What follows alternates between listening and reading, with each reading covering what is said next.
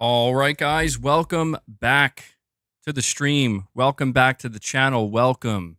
If you are new, thank you guys so much for joining me today. And thank you, as always, for waiting patiently for the intro to finish up there. I was encouraging you guys to see if we could get to 50 likes. We are at 43, so very close. Really appreciate that. 7 more and we'll hit that 50. But yeah, appreciate you guys joining me today. We have quite a few different topics to go over and cover today, actually more than I would have expected. Well, maybe not the most exciting topics necessarily, because at least on the PlayStation side of things, it's been relatively quiet. Certainly interesting topics that I think will make for some interesting discussions with you guys. So I'm going to give you a quick rundown of what we're going to be going over today. Irfan, yeah, I see that. I guess they went live, like literally as soon as I went live. So I don't know if I'm going to cover them in this stream because I already have my topic list laid out, but maybe what we can do is cover them in the next one. But I appreciate you letting me know about that. But here are the topics that we are going to be talking about today. We're going to be talking about the idea of Sony potentially going full digital after the PlayStation 6 generation.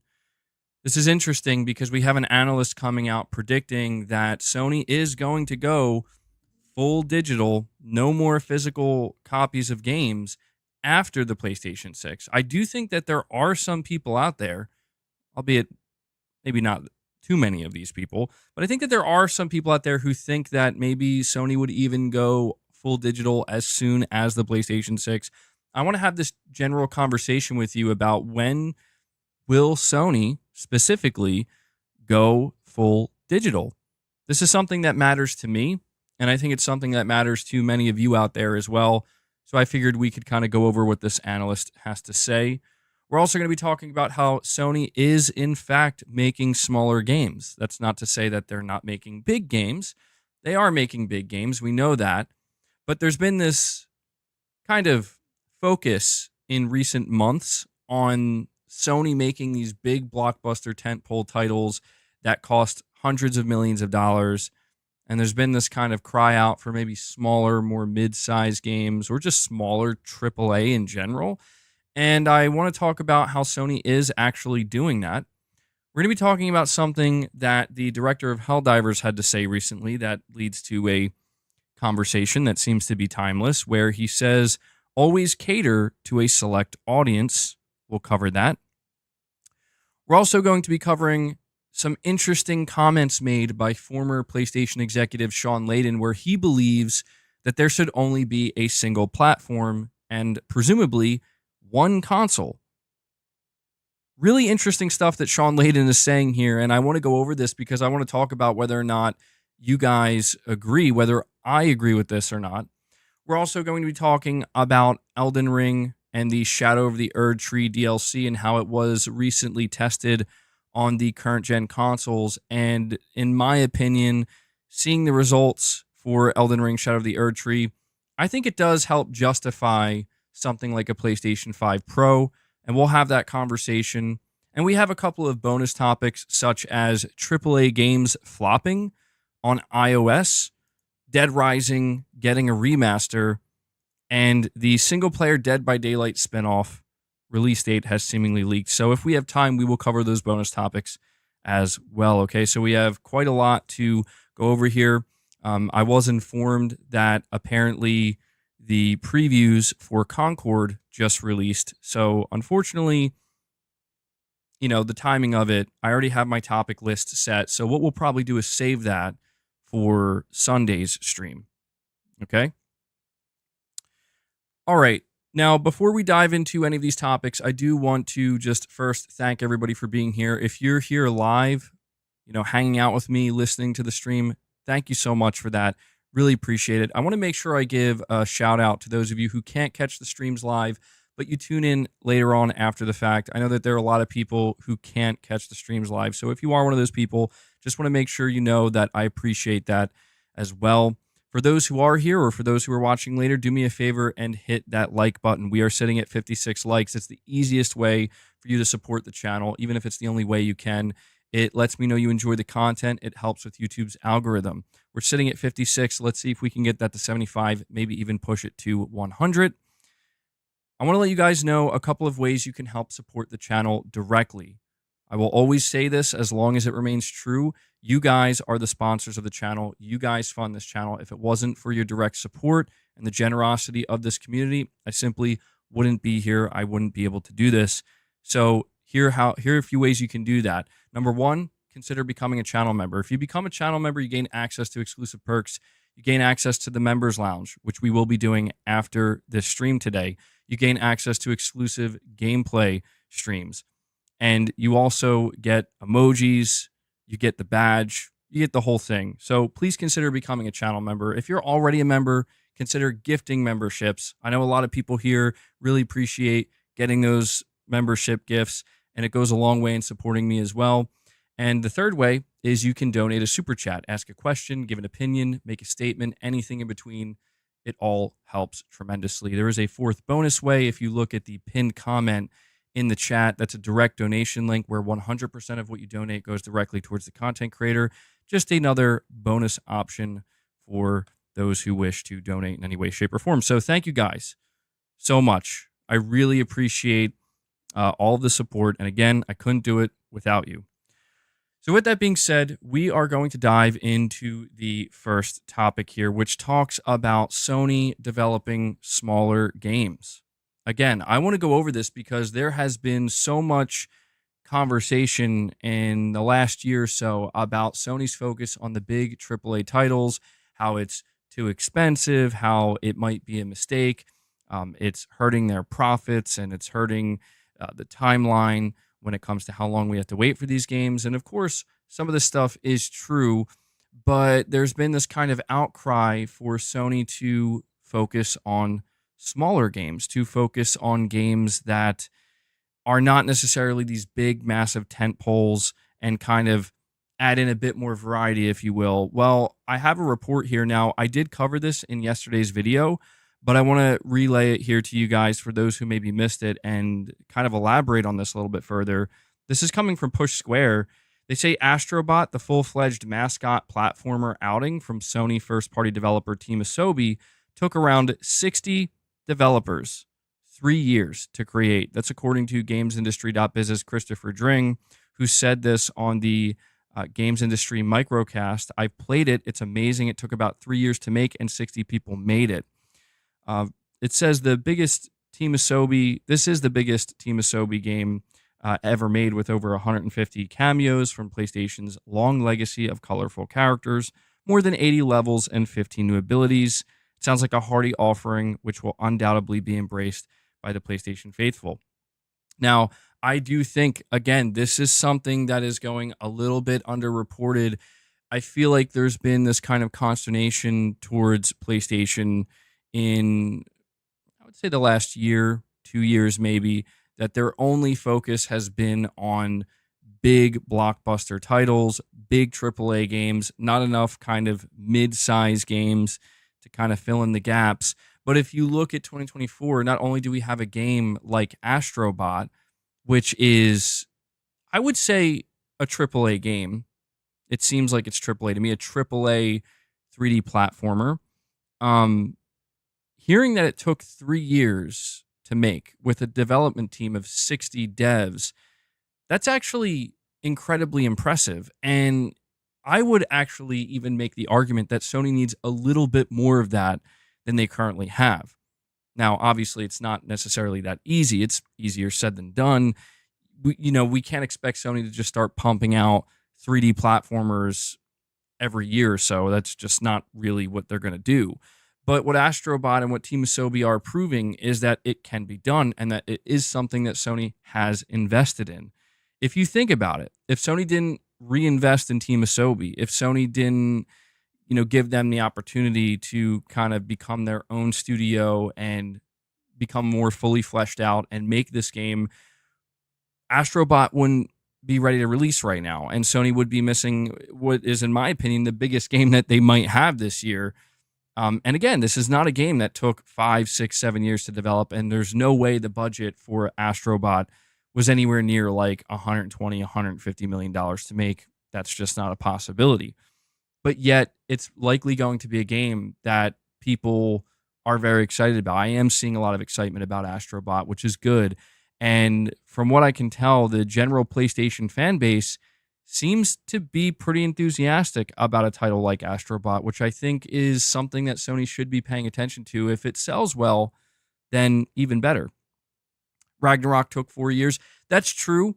And I guess it's a little bit different when we're talking about sequels to big budget AAA games. The sequels sometimes maybe don't take as long, which is good, but it's really when the cycle of a new tentpole AAA IP, those games can take anywhere between 5 to 7 years. They take the longest, and Sony really needs to ensure that they have a kind of proper support team.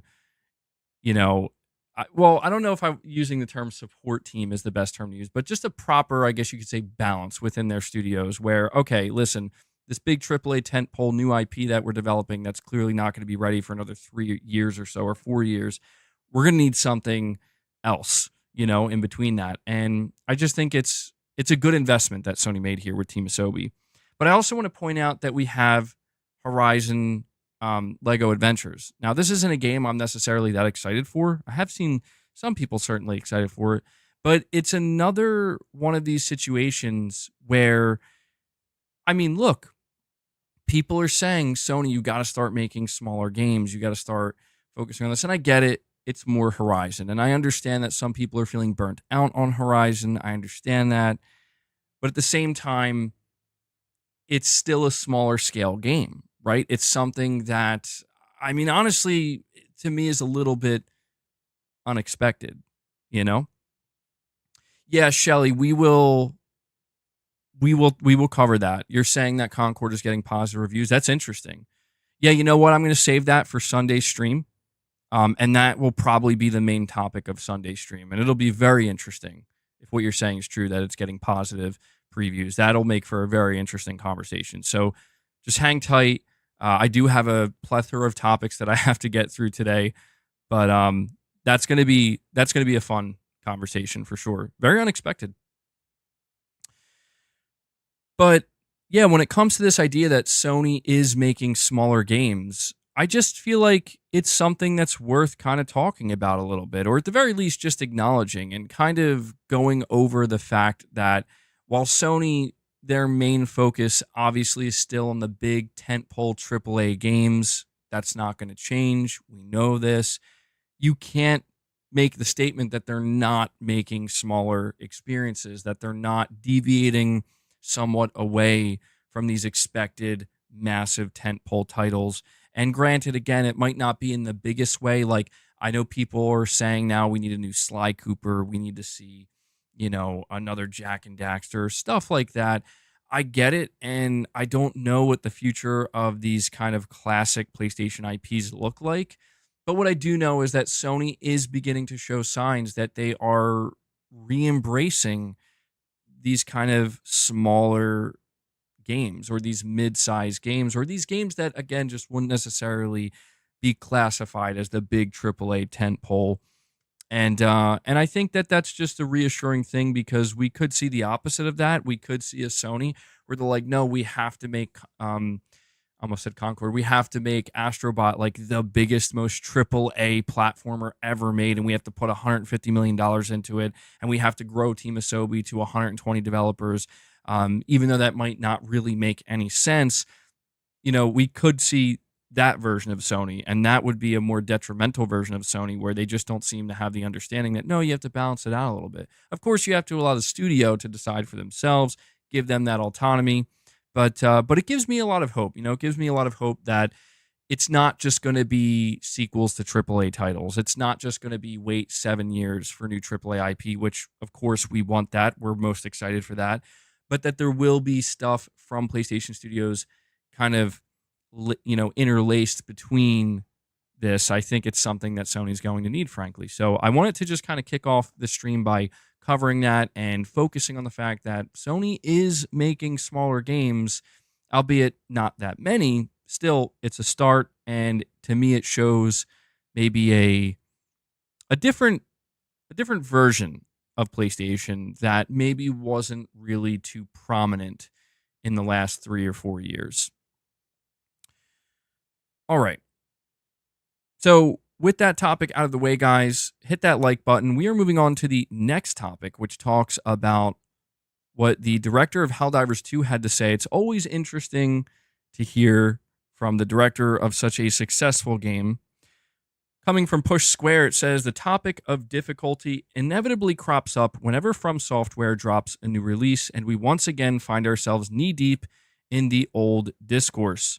The director of one of the more mechanically unforgiving PS5 games of 2024, Helldivers 2, has defended the design choice made in Elden Ring's Shadow of the Erdtree expansion with the familiar refrain, quote, "A game for everyone is a game for no one," end quote. Arrowhead director Johan Palstead popped up on Twitter to disagree with an unsuspecting account's opinion.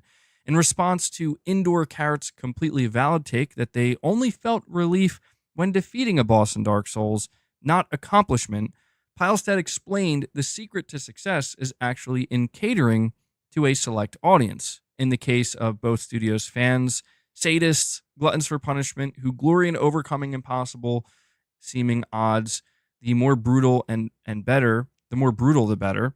Palstead says good game design is evoking emotion more than anything in another thread, and we find ourselves agreeing with that sentiment. Indeed, From Software boss Hidetaka Miyazaki himself recently put the difficulty discussion to bed once and for all, stating that, quote, "If we really wanted the whole world to play Elden Ring, we could just crank the difficulty down more and more," end quote. Considering these two but fair franchises' astounding success this year alone, we think they may be onto something. Admittedly, that could be bias talking. Whoa. Okay, hold on. Are you kidding me? Hopefully that's not coming through for you guys. Okay. Luckily it's not. I don't know if that came through the mic, but one of these ads just randomly started playing audio. That was super annoying. But yes, this is something that I just wanted to briefly touch on because it's a conversation that, yes, it has cropped up once again. MBG Team Asobi is already over 200 employees as of 2022. Hold on, is that true? That doesn't sound right to me. 200 employees at Team Asobi. That can't be right. I mean, if that were to be true, then there would be a whole chunk of their team working on something else, which I think we would know about. I don't know if that's true.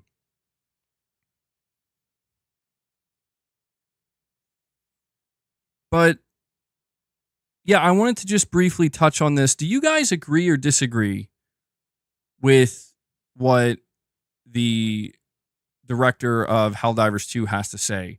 Where a game that's made for everyone is a game that's made for no one, and you have to really cater to a specific audience. Where he seems to be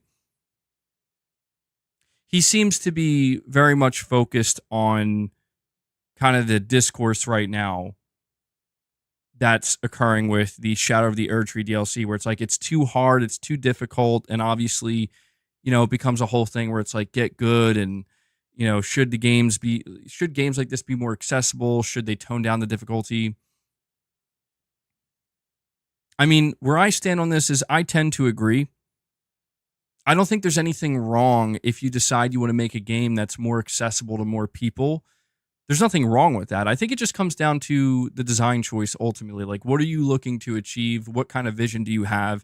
And does trying to lower the difficulty and making it more accessible, does that hinder the overall vision for what you're trying to achieve? If the answer is yes, then you probably shouldn't do that. If the answer is no, then it's not a big deal. Like when somebody decides, hey, we want to make a Souls-like game, but we want to have difficulty options, I don't think there's anything wrong with that. But if From Software comes out and says, yeah, we don't want to have difficulty options in Elden Ring, I don't see a problem with that either. I think it just really comes down to, honestly, the game director, and what they ultimately want to do vision-wise. And I think Helldivers 2, right? It's a game that, it's interesting because Helldivers 2 is a game that is pretty brutal, but it does have difficulty options. And as far as I'm aware, I haven't seen anybody really complain about that. Like, I mean, maybe there are some people, but I don't recall seeing anybody saying that, like, man, I wish Helldivers 2 only had one static difficulty setting. Would be interesting, but I feel like it would also kind of maybe break the game to a certain extent, right? Because it seems clear to me that when you play Helldivers and you see all the different difficulty settings, it's clear that this was part of the vision, right? It was about ramping up and trying to get to that highest difficulty, which, frankly can be overwhelming at times, but that's the whole point. It's like kind of that level of progression. Rudy, you're saying everybody's saying Concord is good. So what are you saying?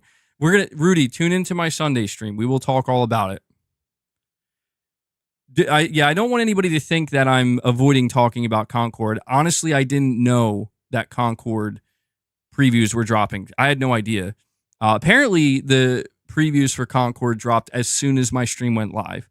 So, Rudy, a lot of you and other people really want to hear what I have to say about Concord. We will talk all about that on Sunday. I gotta say, I'm actually happy to hear it's getting positive previews. I mean, listen, man, I still don't know that the game's going to be for me, but what I will say is that I'd much rather be hearing people come out and say, actually, the game is good. That's better than hearing, oh, this game is bad. I wouldn't, you know what I mean? Like, I don't cheer for games being bad. Like, I don't want video games to be bad. That's a weird thing, I think, for anybody to necessarily cheer on. Michael, you're saying you just started Elden Ring yesterday for the first time. That's awesome. Yeah, good luck, man. Enjoy it. Enjoy your first time experiencing it. Is it your first time experiencing a Souls game? Take it slow. Take it slow, man. Don't get discouraged if it gets really difficult. Don't get discouraged. That would be my recommendation. Take a break when you have to. But yeah, I just kind of wanted to briefly cover what the director of Helldivers 2 had to say here, because again, there's been a lot of arguments happening online about the difficulty of Shadow of the Erdtree, and I mean, I haven't personally played it yet, but it does look very brutal. But I don't know, I kind of have come to expect that from Software. You're saying you played Bloodborne shortly but stopped playing. Same with Sekiro. Okay.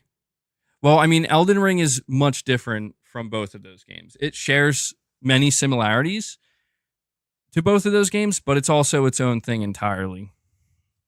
It's much more open, I would say. I would describe Elden Ring as much more open, and I would say you have a lot more freedom, you know? You have a lot more freedom in how you can approach different challenges.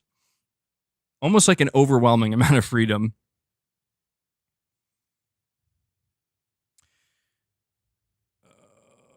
See. Enjoy your suffering, yeah. I'm trying to think, the Sentinel Tree, or the Tree Sentinel boss, I think at the very beginning of Elden Ring, there's like this mini boss in like the opening area, riding around on a horse. The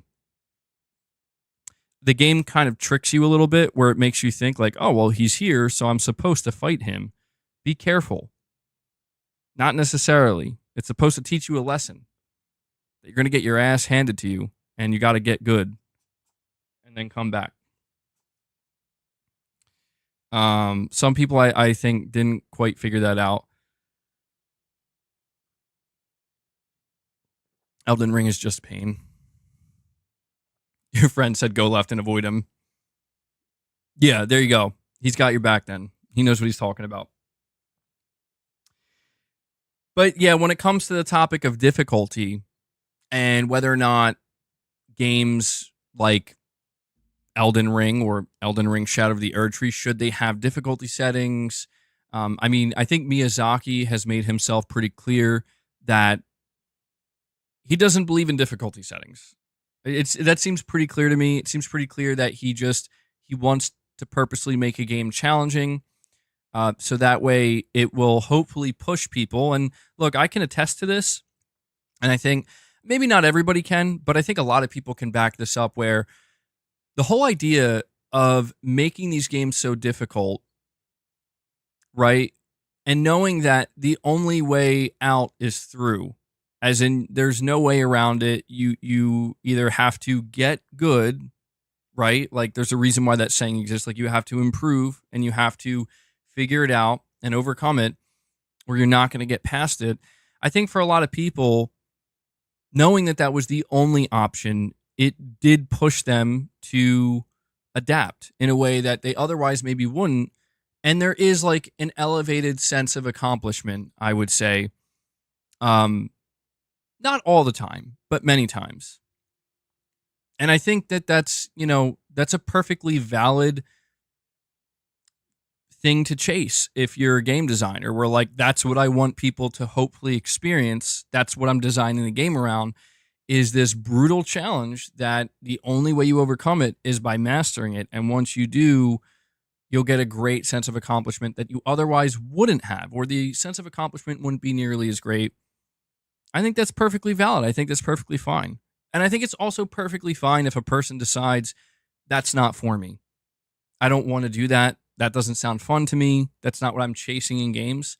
Um, Elden Ring is a perfect example of the game felt too daunting for me, as I've told you guys, and I wanted to platinum it, and I barely beat it. And by the time I beat it, I just felt relieved that I was done playing it. But I came back 2 years later, I played it, I went in with a different approach. I felt like I mastered it this time around, and I ended up platinuming it. And it was just a different experience. So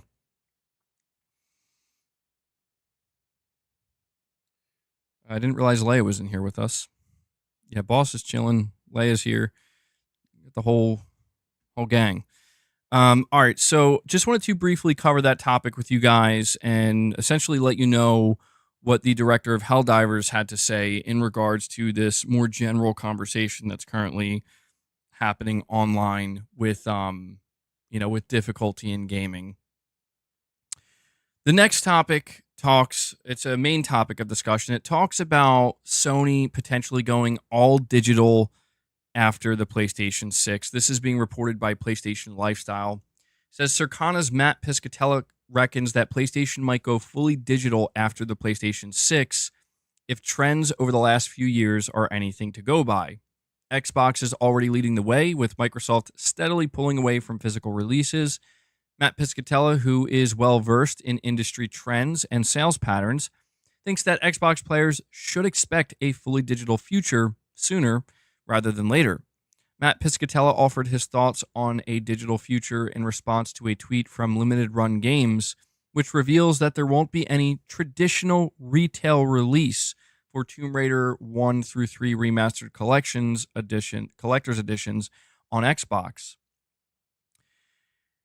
And so Matt Piscatella quote tweeted this, and he said, "Folks should probably just get used to this. No physical Xbox versions across the market sooner rather than later."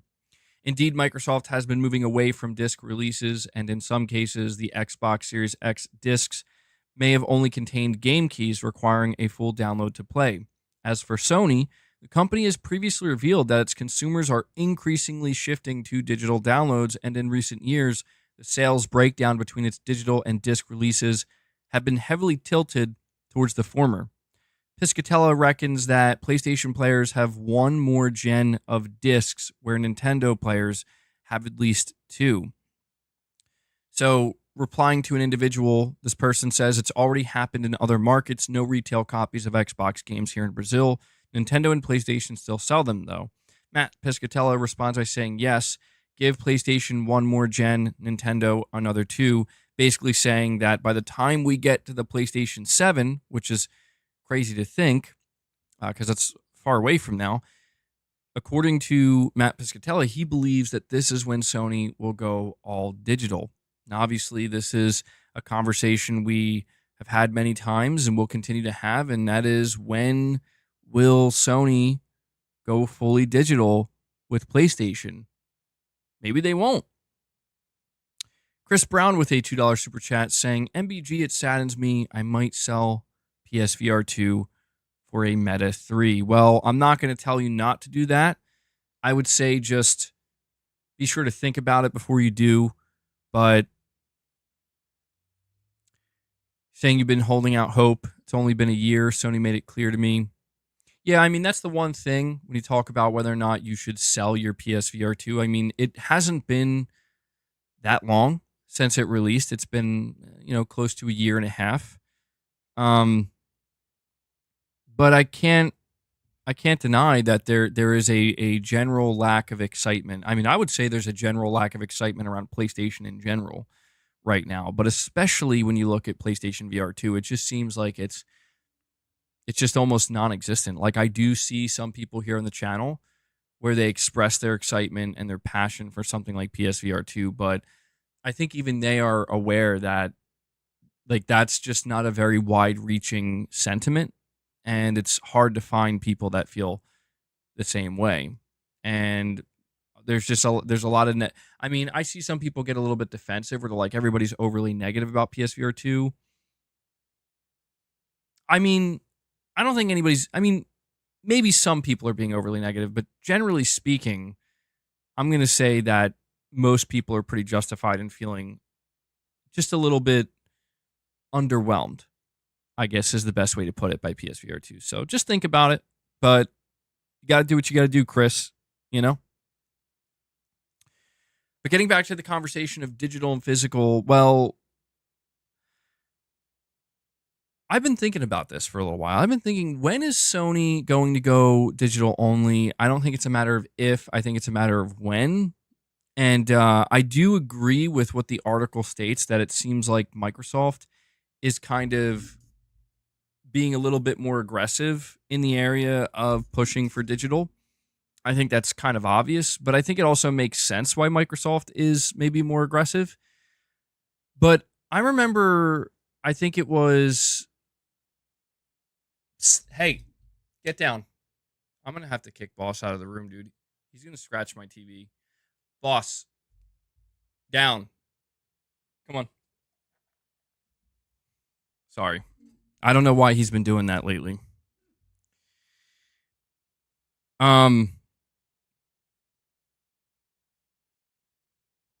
I think there's a fly over there, and I think it was like flying around the TV, and I'm like, come on, dude, please don't destroy my TV. Yeah, I don't want that. But I was specifically wondering about the PlayStation 6 generation. I was thinking to myself, what are the chances that Sony will go all digital with the PlayStation 6?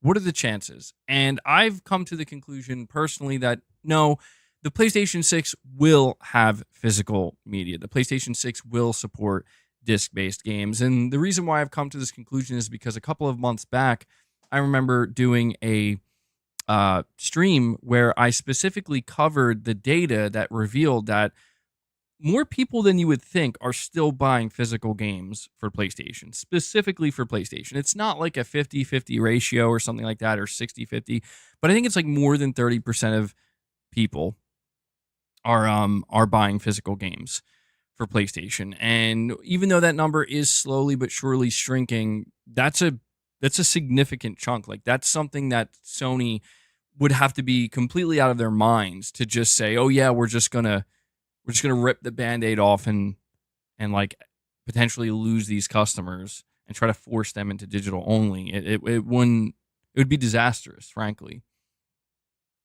We have Perfect Image here with a $5 super chat saying, "I believe not having a disc, there's no ownership unless my digital games I can share them with my friends.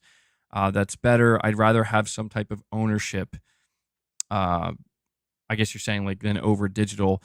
Yeah, that's a big problem that a lot of people still have when it comes to the notion of buying your games digitally, is people don't feel like they're actually buying anything. Like, you're not actually owning anything. You're just essentially renting. You're paying for a license that could technically be revoked from you at any time for seemingly whatever reason. I mean, it's not something that I think anybody's expecting to happen. It would have to be quite extreme. But let me talk to you guys about physical games for a minute here, and why I care about physical games. Because for me, it's not so much about that. I'll be real in that the thing that I care more about when it comes to the physical media side over buying games digitally or purchasing things digitally is that I just get a greater sense of satisfaction over having a tangible, real physical item. That to me is the most important thing. Like, for example, Helldivers 2, right? Helldivers 2, I would say, is a game that a lot of people probably bought digitally, but I still made sure to buy it physically. And I don't know why. Maybe it's just something in my brain, but there's just something more satisfying about having a physical game case with the Helldivers 2 game case. The disc is in there, Helldivers 2 disc. I don't know. It just makes it like checks off a box in my brain, I guess you could say, that when I buy a game digitally and that's, just kind of exists in that digital space, I don't know, that box in my brain, I guess you could say, doesn't get checked off, And so I can't, and I don't know if it's like the ownership thing that does it. Like, that's what I'm trying to explain is it's not like, well, my dissatisfaction with buying games digitally is I feel like I don't own them. I actually don't feel that way. I mean, I understand that on a technical level. I like don't own them. You know what I mean? Like I own the license to use them, to play them, but I don't know. To me, it's like, no, when I buy a game digitally, I do feel like I own it. Even though that may not technically be true, I don't feel like I'm not sitting there being like, this is going to get ripped away from me at any moment. Like I don't feel that way. We have Ragu Bagu here with a $5 chat saying, I went all digital this generation and completely regret it. I hate being tied down to PSN. That's an interesting thing to hear, Ragu Bagu, because I see a lot of people say that they went all digital this generation, and I wouldn't say that I've seen many people say that they regret it, but I guess my question to you, Ragu Bagu, would be, what is it that you're saying you don't like, you hate being tied down to the PlayStation Network? What is it about that disturbs you the most, that bothers you the most, that hinders you? Is it like just knowing that if you look at your library and there's like 2 or 3 games just sitting there that you're like, I'm never playing that again. Like I'm never playing that. Is it because you know that if you had bought those games physically, you would be able to do more with them, lend them to a friend, sell them, or just, put them on a shelf and admire them? Is that what it is? Because I think for a lot of people who either regret going digital only or don't want to go digital only, I think, a lot of those reasons I just listed, I think this is why they don't want to do it. If you get banned from PlayStation Network, you lose your entire library. That's true too. You're saying you miss trading with your bros. Interesting. Yeah, see, this is where another reason I feel like I can't fully embrace digital with video games. There is a nostalgia factor as well. There is just, I don't know why, with movies, TV, and music, I'm just different. Like, I don't care as much. I guess maybe there's just not as much nostalgia, or maybe I just overall don't care about those mediums as much as I care about video games. There's something about video games that I just feel like physical video games have just played such a vital role in gaming. I'm not saying that like CDs and cassettes and vinyl and DVDs and Blu-rays, I'm not saying they don't play a vital role either, but I guess it's just because the nature of video games like being different, right? The fact that video games, it's like streaming video games, you know what I mean? It's talking about like cloud gaming. Why is the idea of sitting down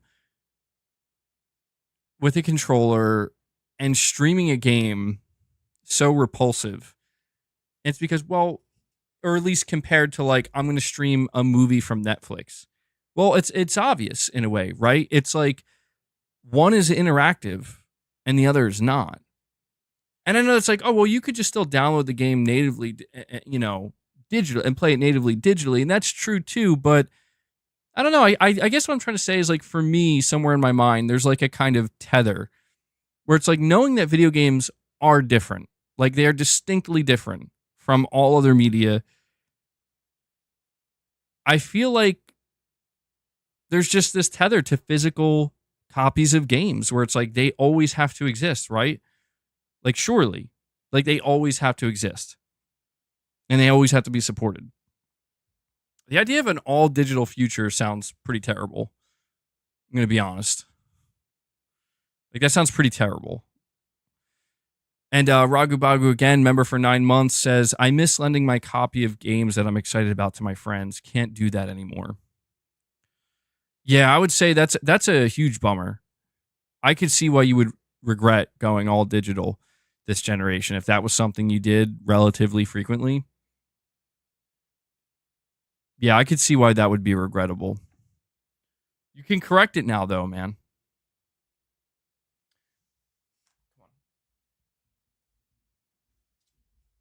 You can correct that now. You can start buying your games physically going forward. Do it.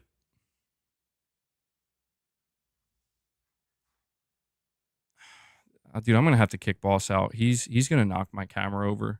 He's making me mad.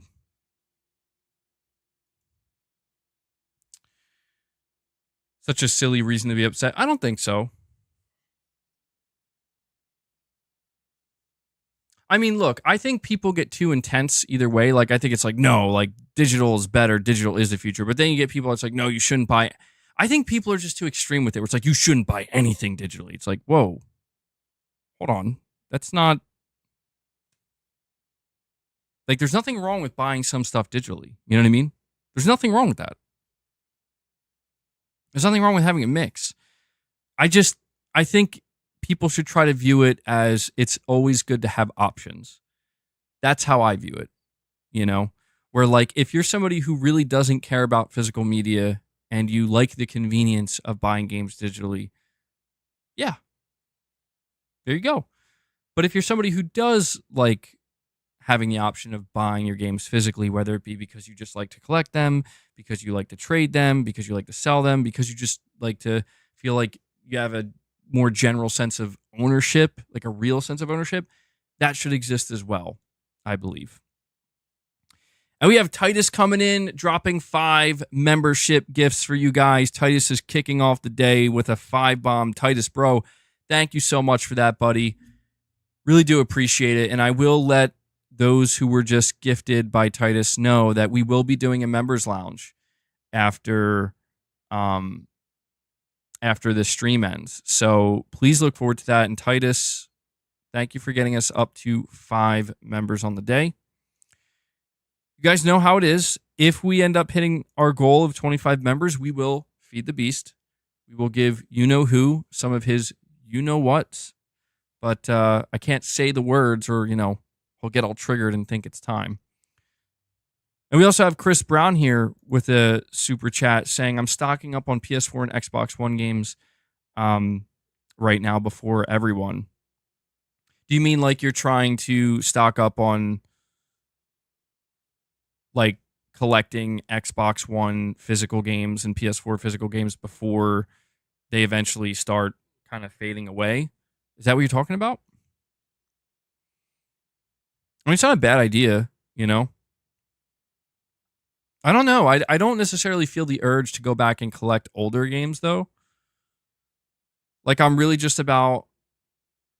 See, it's so weird because it's like I say that I care so much about physical games, but then again, I don't have any of my physical games that I previously owned. I don't have anything. I don't know where it all... I think most of it ended up getting sold or something, or like borrowed. I had people borrow it and I just like never asked for it back or whatever.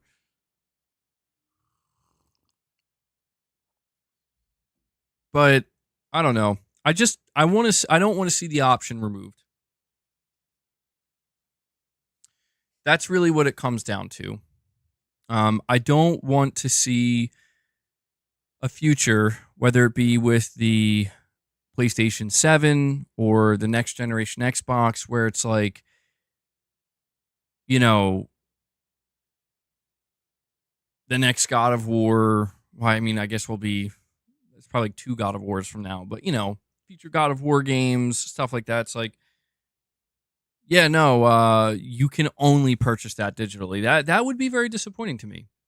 Now, let me talk about it from this angle. Do we agree with what Matt Piscatella is saying here? Do we agree with his assessment that it's not going to happen until after the PlayStation 6? That basically, whenever the PlayStation 7, I mean, realistically speaking, let's think about it. I know it's very much in the future here, but PlayStation 7 2034? Does that sound about right? PlayStation 6 comes in 2028. So maybe like 2035, give or take. All right, hold on, guys. I will be right back.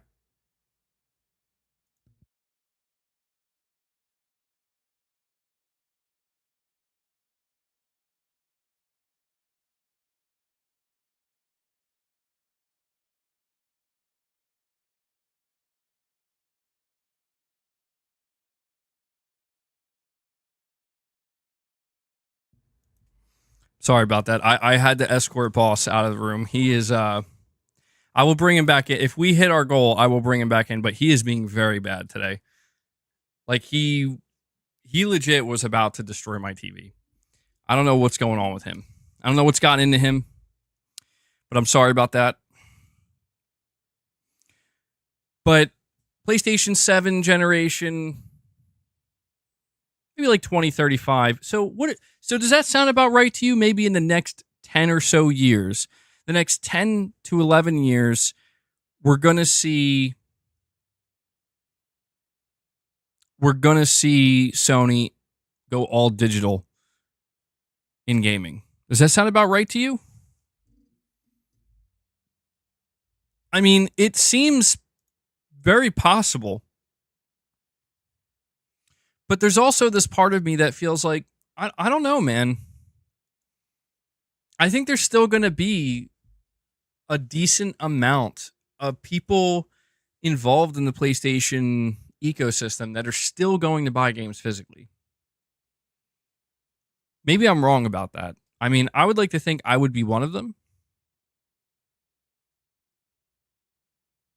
But I guess it really depends on how much changes, technologically speaking. It's pretty difficult to imagine what the gaming industry and what video games in general will look like when we get to the year 2035. Who knows? Maybe physical games will be around much longer. I will say, if you look at other forms of media, if you look at music, if you look at movies, if you look at TV, you could still buy stuff physically. You could still buy physical Blu-rays. You could still buy DVDs. You could still buy vinyl. You can still buy, I mean, I don't know how many people are doing it, but you can still buy CDs. Like, that's a thing that I think people don't really pay attention to. Is everybody is streaming, but you can still buy CDs. And almost nobody buys CDs, but yet they're still there, available to purchase. So it's like when I look at this, right? When I look at the fact, Shems, you say you buy CDs? Cassettes are making a comeback now. You love to see it. I know vinyl's still pretty big.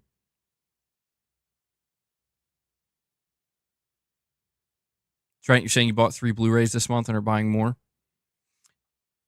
Yeah, that's the thing, man. I feel like as long as there's a market, like as long as somebody's still willing to pay for it, I think they're still going to be produced. That's my assessment. But I don't know, man. I have this kind of fear, and I'm not trying to blame Microsoft here because who knows what Microsoft's going to do. This is more of, I just hope Sony doesn't make a mistake where I do think Microsoft is likely to go all digital before Sony is. I think that Microsoft has much more incentive to do so, especially with something like Game Pass, right? The fact that Game Pass is Microsoft's main focus, you can kind of understand why physical media would maybe take a back seat there for them in a big way and maybe almost be non-existent. However, I do think that Sony needs to be careful that if they see Microsoft pull the trigger on that, surely they understand, like, you can't just like kind of follow suit. I mean, I guess you could if you wanted, but I think it would be unwise. I think if anything, Sony would be wiser to take the position of, we will continue to produce physical media. It's worth noting that Sony entered into an agreement with Disney to produce, or to manufacture, I should say, and distribute physical media for Disney. Sony did that. So it's like, if Sony's willing to do that in partnership with another company, we're going to produce the physical versions of your movies and shows and everything else. If they're willing to do that for another brand, surely Sony would be willing to do that for their own brand for the foreseeable future. That's kind of how I see it. So I guess what I'm ultimately trying to say here is that I am not sold on this notion that Sony will go all digital after the PlayStation 6. I'm not. I think Sony will still sell physical games on the PlayStation 7. I do. I think that they will offer a digital console. I think that the digital console might be the only option, but they will offer a disc drive, and they will still support, at the very least for their own games, physical media. I do think this. It's worth noting, games like Helldivers 2, games like Concord, they are getting physical releases, even though most people who are going to play these games are probably going to buy them digitally. We also have Perfect Image here with another super chat saying, who owns the rights of disc distribution? That's the question. I'm pretty sure, if I'm not mistaken, I think Sony kind of owns, like, doesn't Sony actually manufacture it themselves? Like, don't they actually own, they have some kind of ownership over Blu-ray or something, right? Maybe I'm wrong about that. Yeah, PS Gamer, I didn't talk about the Concord previews yet. See, this is very frustrating to me because I knew something like this was going to happen. I didn't talk about the Concord previews yet, no. Yeah, we'll be talking about them on Sunday.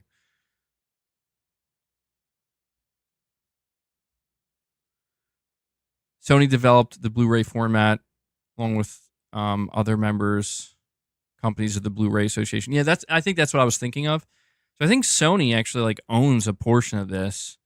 And that's why I think it would be kind of weird that they would just be like, nah, we're out. I mean, it kind of makes sense that, again, this is why Sony entered into an agreement with Disney to continue producing physical media for Disney. That just doesn't strike me as a type of company that's going to turn around and be like, yeah, we're not making physical games anymore. Not anytime soon. Like, in the long run, like in the distant future, like 25 years from now, everything will be digital, and like it's rare that you see physical games. Sure, maybe I could believe that, yeah. But at that point, I would probably think that physical media in general, like across the board, is probably going to be really rare. New physical media anyway. Yeah, Sony still makes the Walkman. Saying this topic is boring. Well, I don't know. I guess it depends on how you feel about physical versus digital media.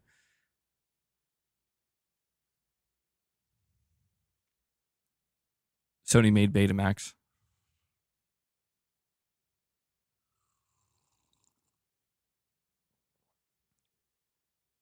Kojima is a Walkman Chad.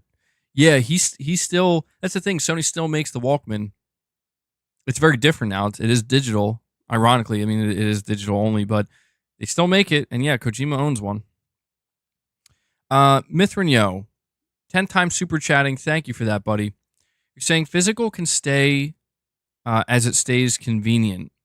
A few months ago, there was a report about a new 200 gigabyte Blu-ray disc. They're still developing physical media. I actually didn't know about that. That's interesting. Yeah, that'll be good though. Having a 200 gigabyte Blu-ray disc.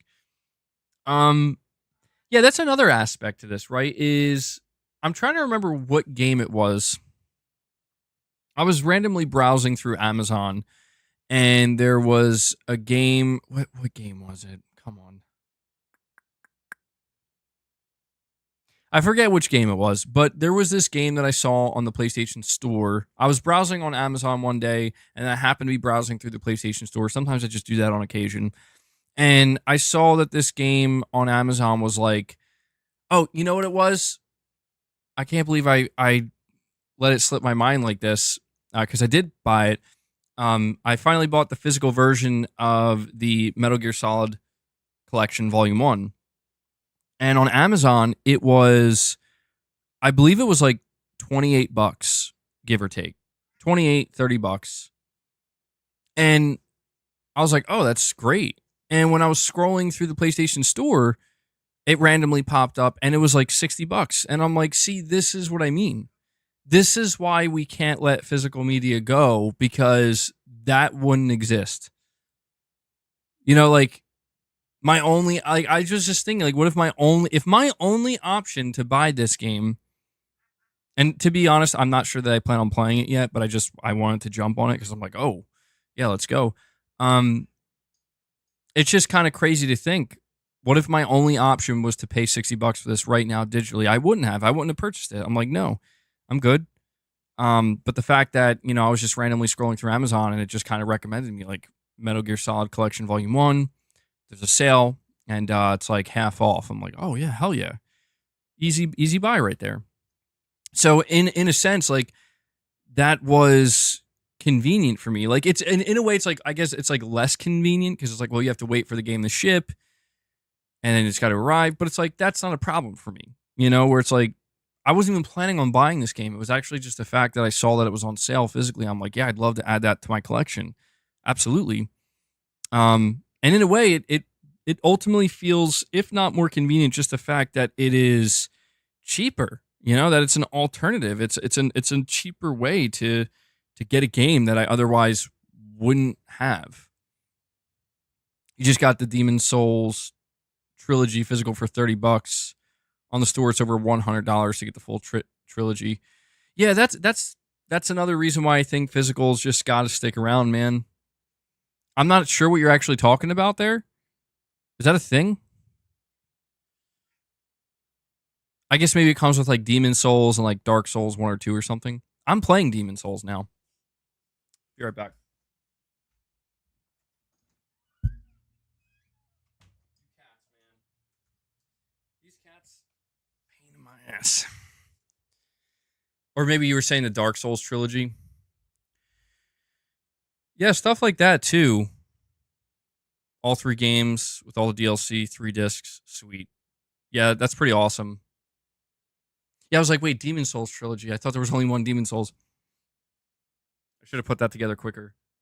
But it's funny you mentioned Demons. I'm actually playing Demon Souls again. And, man. I'm probably going to do a member stream at some point. Not today. We'll do a members lounge today.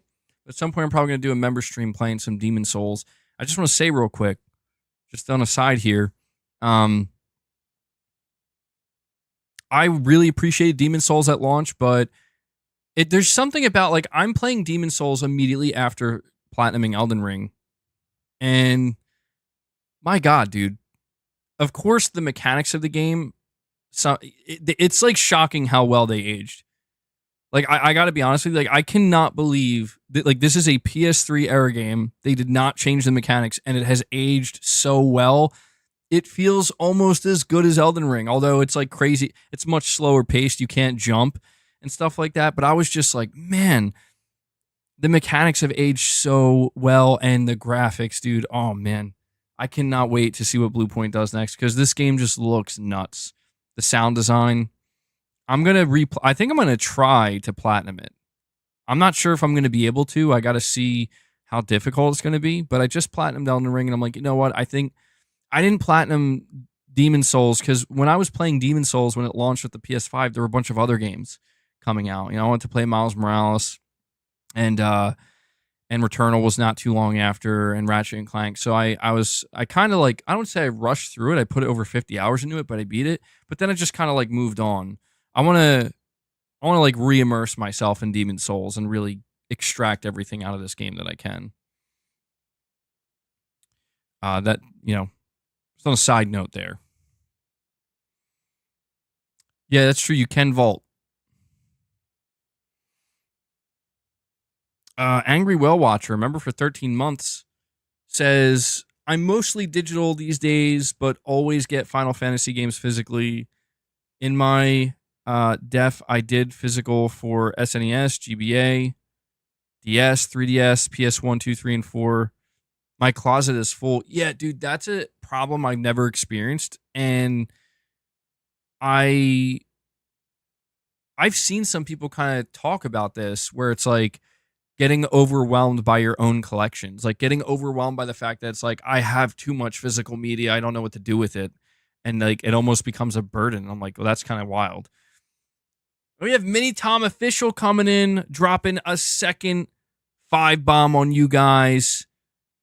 Mini Tom Official says another 5 membership gifts. How are you, MBG? By the way, I'm doing well. Thank you for asking, Mini Tom. I hope you're doing well too, bud. And I really appreciate that. You just brought us up to 10 members gifted on the day. Just a reminder, I will continue to remind people as long as we see membership gifts flowing. We will be doing a members lounge after this stream. So please look forward to that. The last members lounge was quite wild for those who attended. Some very deep conversations. I don't know that I'm going deep today, though. Maybe we'll do something else, but either way, Mini Tom, thank you for that, man. It's been hot in the UK, but cooler now. Yeah, dude, we have a bad heat wave here on the East Coast, the US. And it's been, look, all I'm going to say is I'm extremely thankful for air conditioning, man. Like, you know, it's hot when even the air conditioning isn't really, it's like barely able to do its job, but I'm just thankful because I remember when I was a little bit younger, a lot younger. I was a teenager. There was like 1 or 2 years, for whatever reason, where I didn't have air conditioning in the summer, and it was nightmarish, dude. It was nightmarish. Like, it was just horrible. I couldn't sleep at night, dude. I could not sleep at night. It was insane. So, in a way, experiencing that made me ultra grateful for air conditioning, because trust me, you go a summer or two without air conditioning, you will have a newfound appreciation if you get it back. You will. Yeah. Grandpa BG. We'll tell you some stories. I think, so today I think is actually much cooler. Today I think it's in the 80s, but for like the past week, it was in like the high 90s. Like there was a day this week where I think it was almost 100 degrees, and it's just like, that's not fun.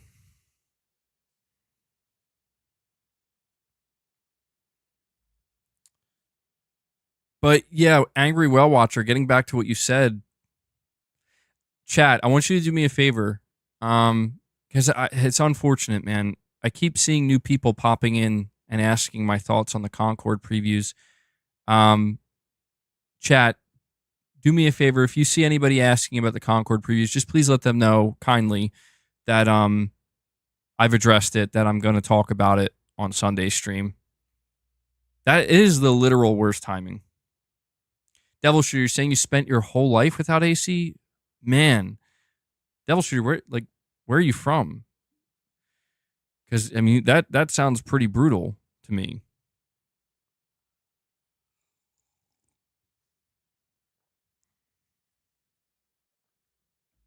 Yeah, I can't imagine what it would be like to have, I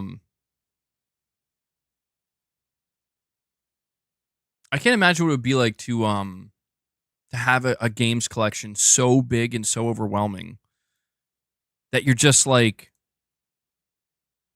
I don't even know what to do with this stuff. Like it's just become like a burden that I have to carry around with me now. And that's the thing is, for as much as I do care about physical media, I've never accumulated a massively large collection where I need to have like a whole room or a whole storage area for. That's never happened to me. And I wonder why. See, this is where I know that my relationship with physical games is different compared to some people, because it's not necessarily just an ownership thing.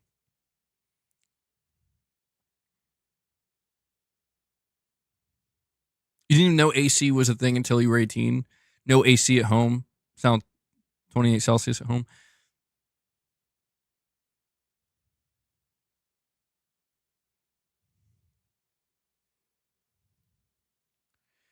You don't like digital games with PlayStation. You love the artwork on discs.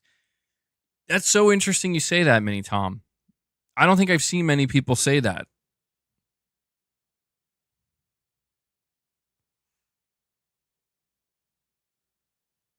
You like the artwork on the disc. That's so interesting. I've seen some people, they have like plaques where they put like the disc in the plaque with the art and it has the artwork on it. Devil, so you're saying, oh, you built, wow, no AC in Georgia. That is, yeah, that sounds brutal, man. But if you built a tolerance, I mean, that means inherently that means your survival skills are just better than mine, you know, to a degree. How about you're saying, yeah, it's hot now in the Netherlands? Hmm. Well, if you're playing your PS5, keep an eye on it. Make sure make sure your PS5s aren't overheating, guys. I don't know though. I think if you have a launch model PS5, I think you'll be perfectly fine. Sony went crazy with the cooling in the launch model PS5. You probably play that thing in like a 110-degree room and it'd probably still be fine. You like it when all the DLC comes on the disc? I guess you mean with like complete versions of games. Yeah, that's always awesome when they do that. I feel like that's rare these days, or at least it's becoming rarer.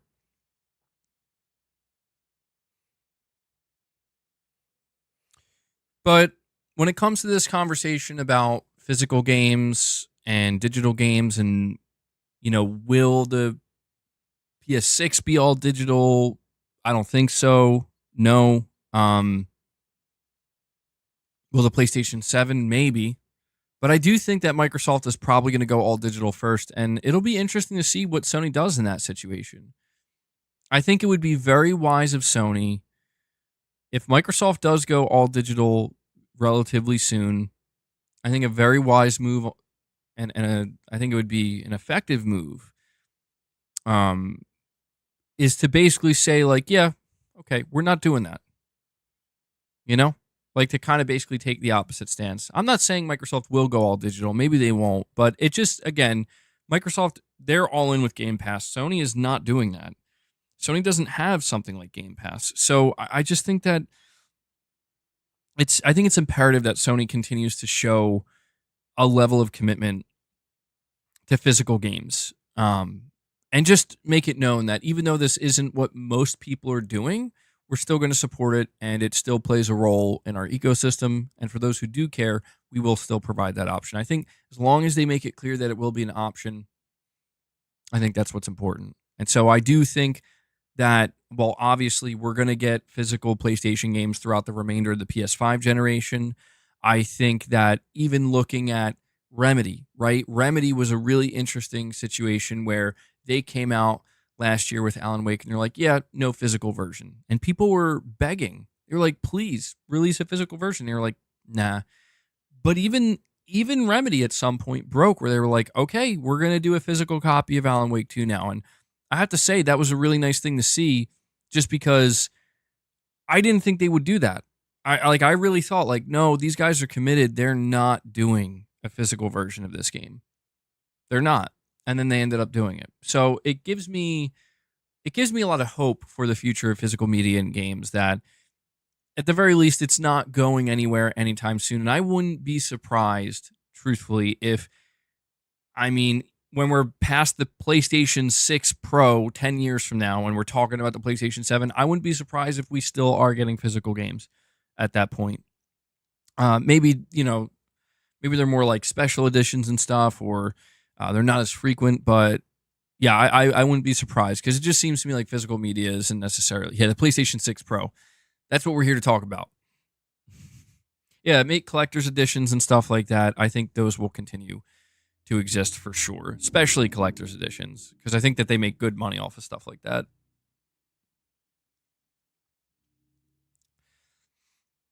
I see we have a super chat from Zanarkhan Blitzer. It's your part 1. I'll wait till your part 2 is out before I read it. Oh my God, I have an itch in my ear. Oh, it's one of those weird ear itches, like inside your ear. Like you can almost feel it at like the bottom of your, or like the roof of your mouth. Do you guys know what I'm talking about? Oh, that is the weirdest feeling. It's almost like there's an itch in between your ear and the roof of your mouth, and it's like inside your body, and you can't itch it. If you don't know what I'm talking about, one day you will. Like I'm like literally trying to itch the roof of my mouth right now. My mouth. It's itchy. All right, so Narcan, thank you so much for the super chats, buddy. You got 3 here. I'll let you keep it going. Mold throat itch. Oh, man.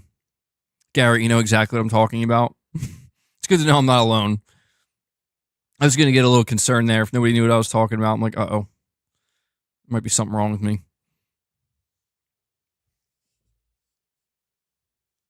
You know what I'm surprised? Talking about physical media for a moment here, I'm kind of surprised that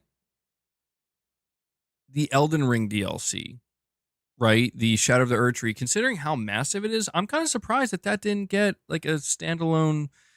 I mean, I guess it does kind of make sense because it's like you do have to make it really far in Elden Ring. I guess that's why it wouldn't get a physical release, but it's just so crazy to me that like the Shadow of the Erdtree DLC is basically like a mini sequel.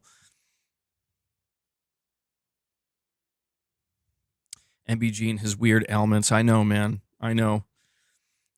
So we have a multi-part super chat from our good friend Zanarkhan Blitzer here. Let me heart these.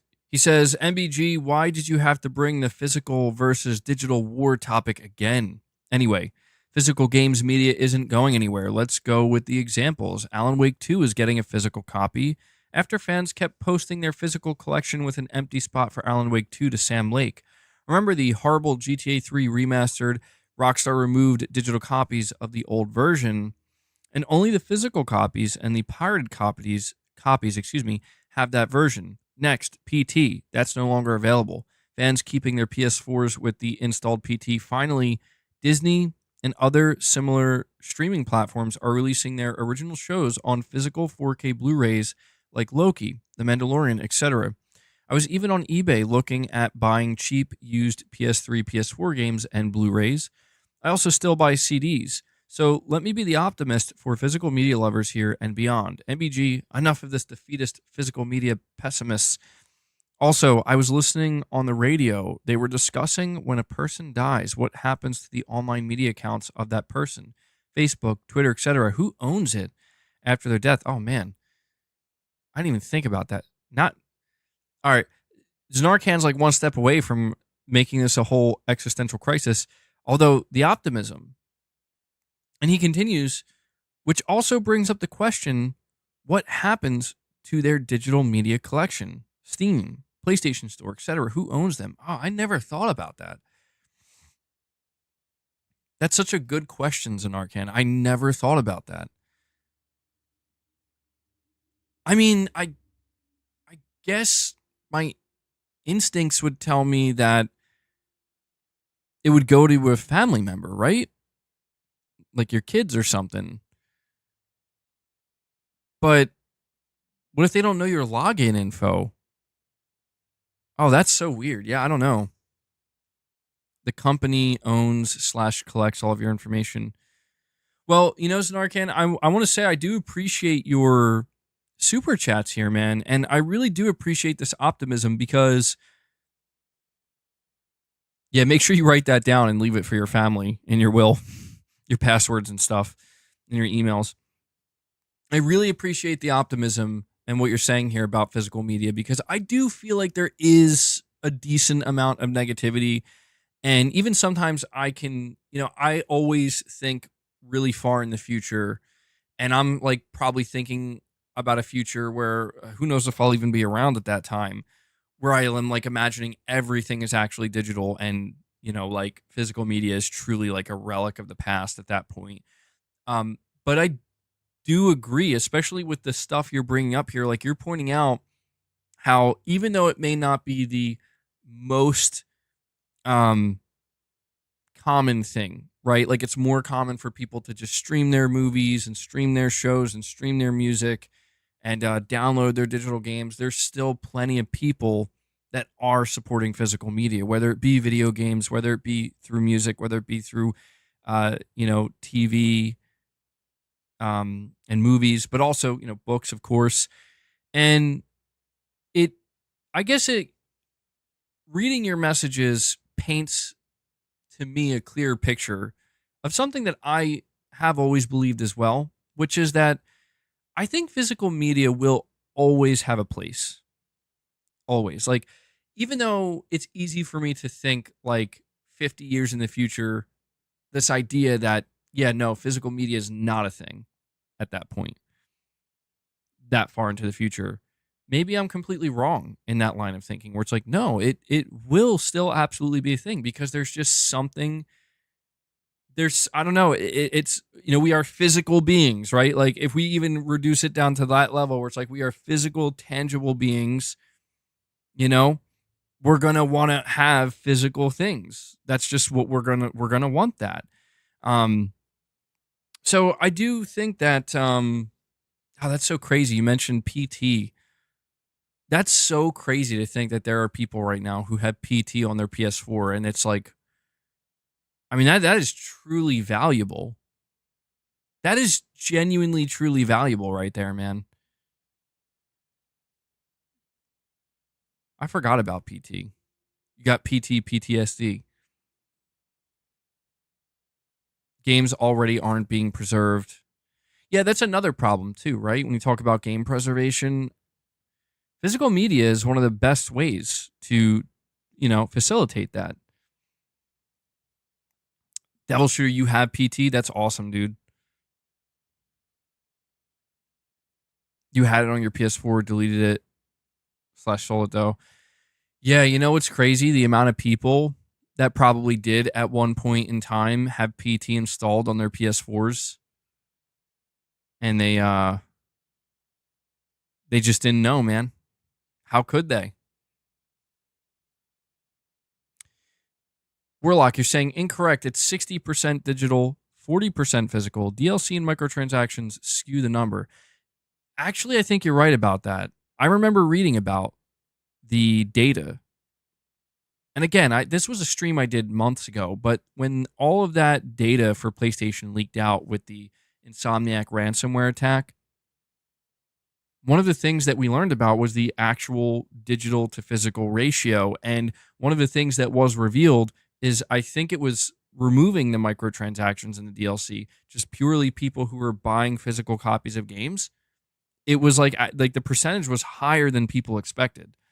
And I think you're correct. I think it's actually leaning closer to 40% people buying games physically. And here's another thing that's super interesting. When we talk about the idea of Sony specifically continuing to produce physical PlayStation games for the foreseeable future, it's worth noting that with Sony's first party games like God of War, Horizon, Uncharted, so on and so forth, Ghost of Tsushima, it's worth noting that the percentages for these individual games, or the ratios, I should say, people buying these games digitally versus buying physically, a lot of people, like the ratios were sometimes even split, where like nearly 50% of people are buying these games physically. Like, and these are first party PlayStation games. So I think that there's actually quite a bit of evidence and data, you know, looking at the evidence, just looking at the fact that many of these companies are continuing to support physical media, right? But also looking at the data, even leaked data that we're not necessarily supposed to be privy to, and it reveals to you like, oh, okay, that wow. Apparently, a lot of people are buying physical PlayStation games. Like a lot of people are still doing that. That gives me a lot of reassurance, you know, that it's not going anywhere anytime soon. What about the industry as a whole? I also feel pretty confident about the industry as a whole. Like I think yeah, you're going to see maybe a company like Microsoft lean more into something like Game Pass and use that as like justification, which it is, you know, as to why maybe we're going to see them kind of like chill out a lot with physical media.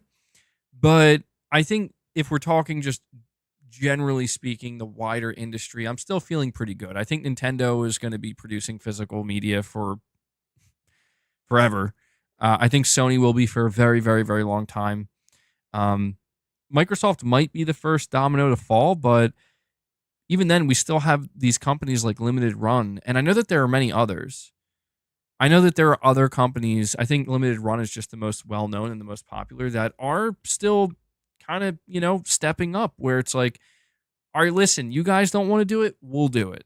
And I think that's going to be a thing that actually happens more as time goes on. I think we're going to see more of these companies basically step up and realize that we can kind of fill in this gap that these companies no longer want to. And it's not to say that they'll be able to make physical versions of every game. Certainly not. They're going to have to work with partners and stuff, but it'll be something, it'll be another option, you know, at a time maybe when the options are seemingly becoming more limited. I think there's always going to be somebody or a group of people that are going to try to step up to act as that kind of middleman, so to speak. Limited Run is a scummy company. What makes you say that? I'm not. Yeah, I don't really follow Limited Run. Maybe there's something I'm unaware of.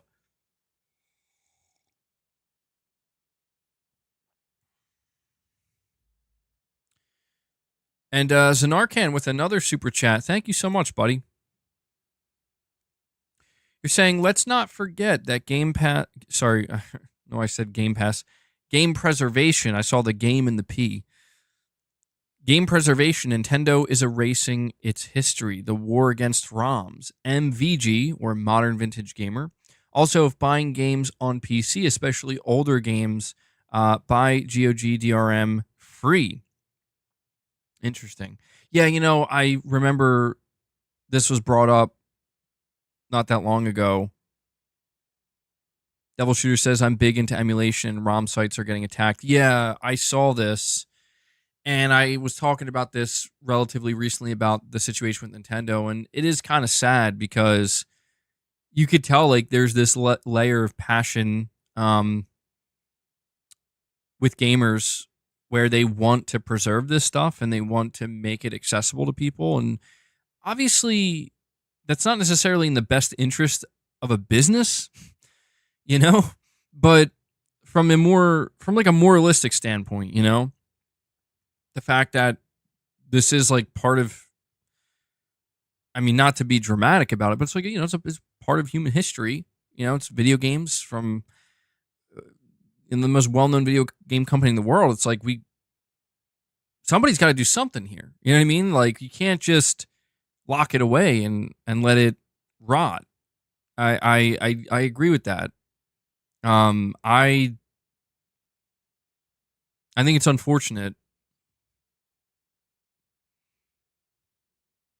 It's unfortunate that you know, at the center of all of this, unfortunately, it's always going to be the same thing. It's always going to be corporate, corporate profit, and I don't know. I think there has to be a better balance with all of this stuff, man.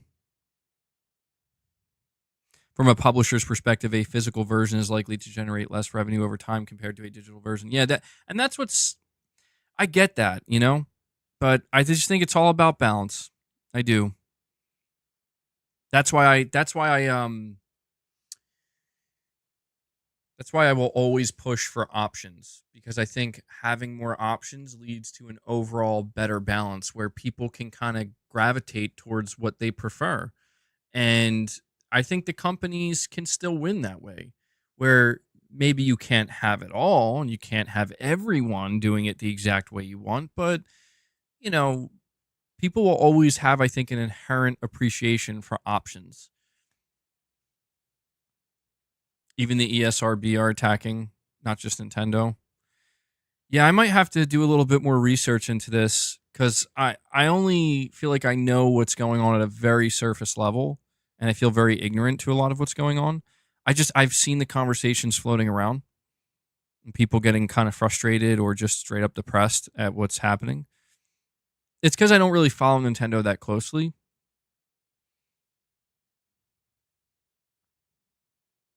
I'm sure there's plenty of people who have made videos on it. I mean, you mentioned MVG. So it's so weird because I think sometimes I think people get our names confused, and some people have accused me of stealing his name or something, or like trying to copy him. It's like I just want it to be known that when I made MBG, I didn't know who Modern Vintage Gamer was. So it's just one of those things where it's like, oh, oops.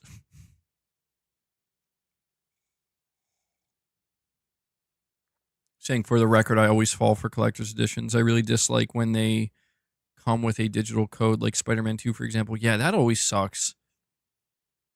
I've always thought that was so weird about collector's editions, where it's like you're paying the premium already. You're paying the premium.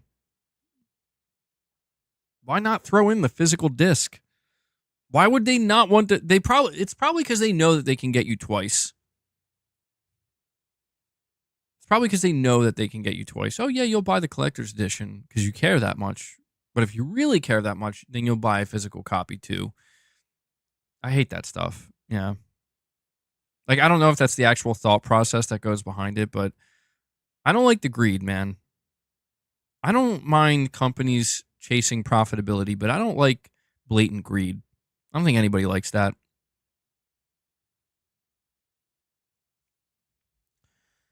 All right. Well, I think that does kind of wrap up this specific topic. Sony going all digital after the PlayStation 6? I don't think so. I don't think so. I hope not. What I can say for myself is I'll continue to buy physical games and collect them during the PS5 generation. And when we move to the PlayStation 6 generation, I'm fully expecting Sony will announce, yeah, we're going to have physical games. I remember, I want to put this out here too really quick, and I think a lot of you guys remember back in 2020 when we were building up to the launch of the PS5. I forget what month it was. It was like 6 months in advance. Sony revealed the box art, or maybe it was like 5 or 4 months in advance, but they revealed the official PS5 box art through a physical copy of Spider-Man Miles Morales. People loved it. I feel like that's, I fully expect to see something similar with the PlayStation 6 and maybe like 2027 or 2028.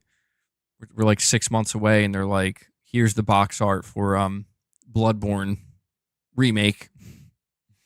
PlayStation 6 box art for Bloodborne Remake. It's going to look beautiful. It's going to look beautiful. All right. Guys, once more, do me a big favor.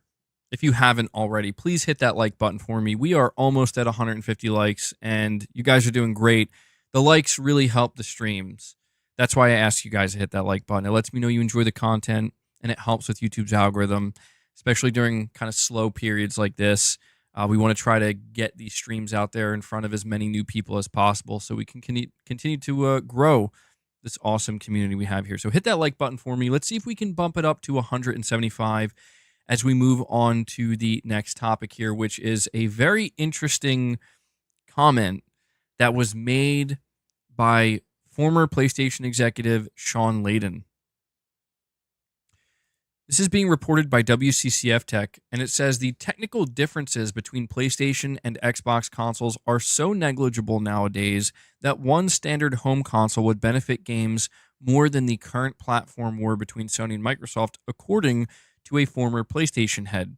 Speaking during a panel held during IGN Live 2024 regarding where we will be playing games in the future, former PlayStation head Shawn Layden commented on the platform war between Sony and Microsoft, saying that if we got it out of the way and we had one standard home console, games would be better. Nowadays, technical differences between PlayStation and Xbox are negligible, as both are using the same hardware from AMD. Quote, Xbox, PlayStation, high-end PC that's almost at a plateau where all things being equal, they're pretty much the same.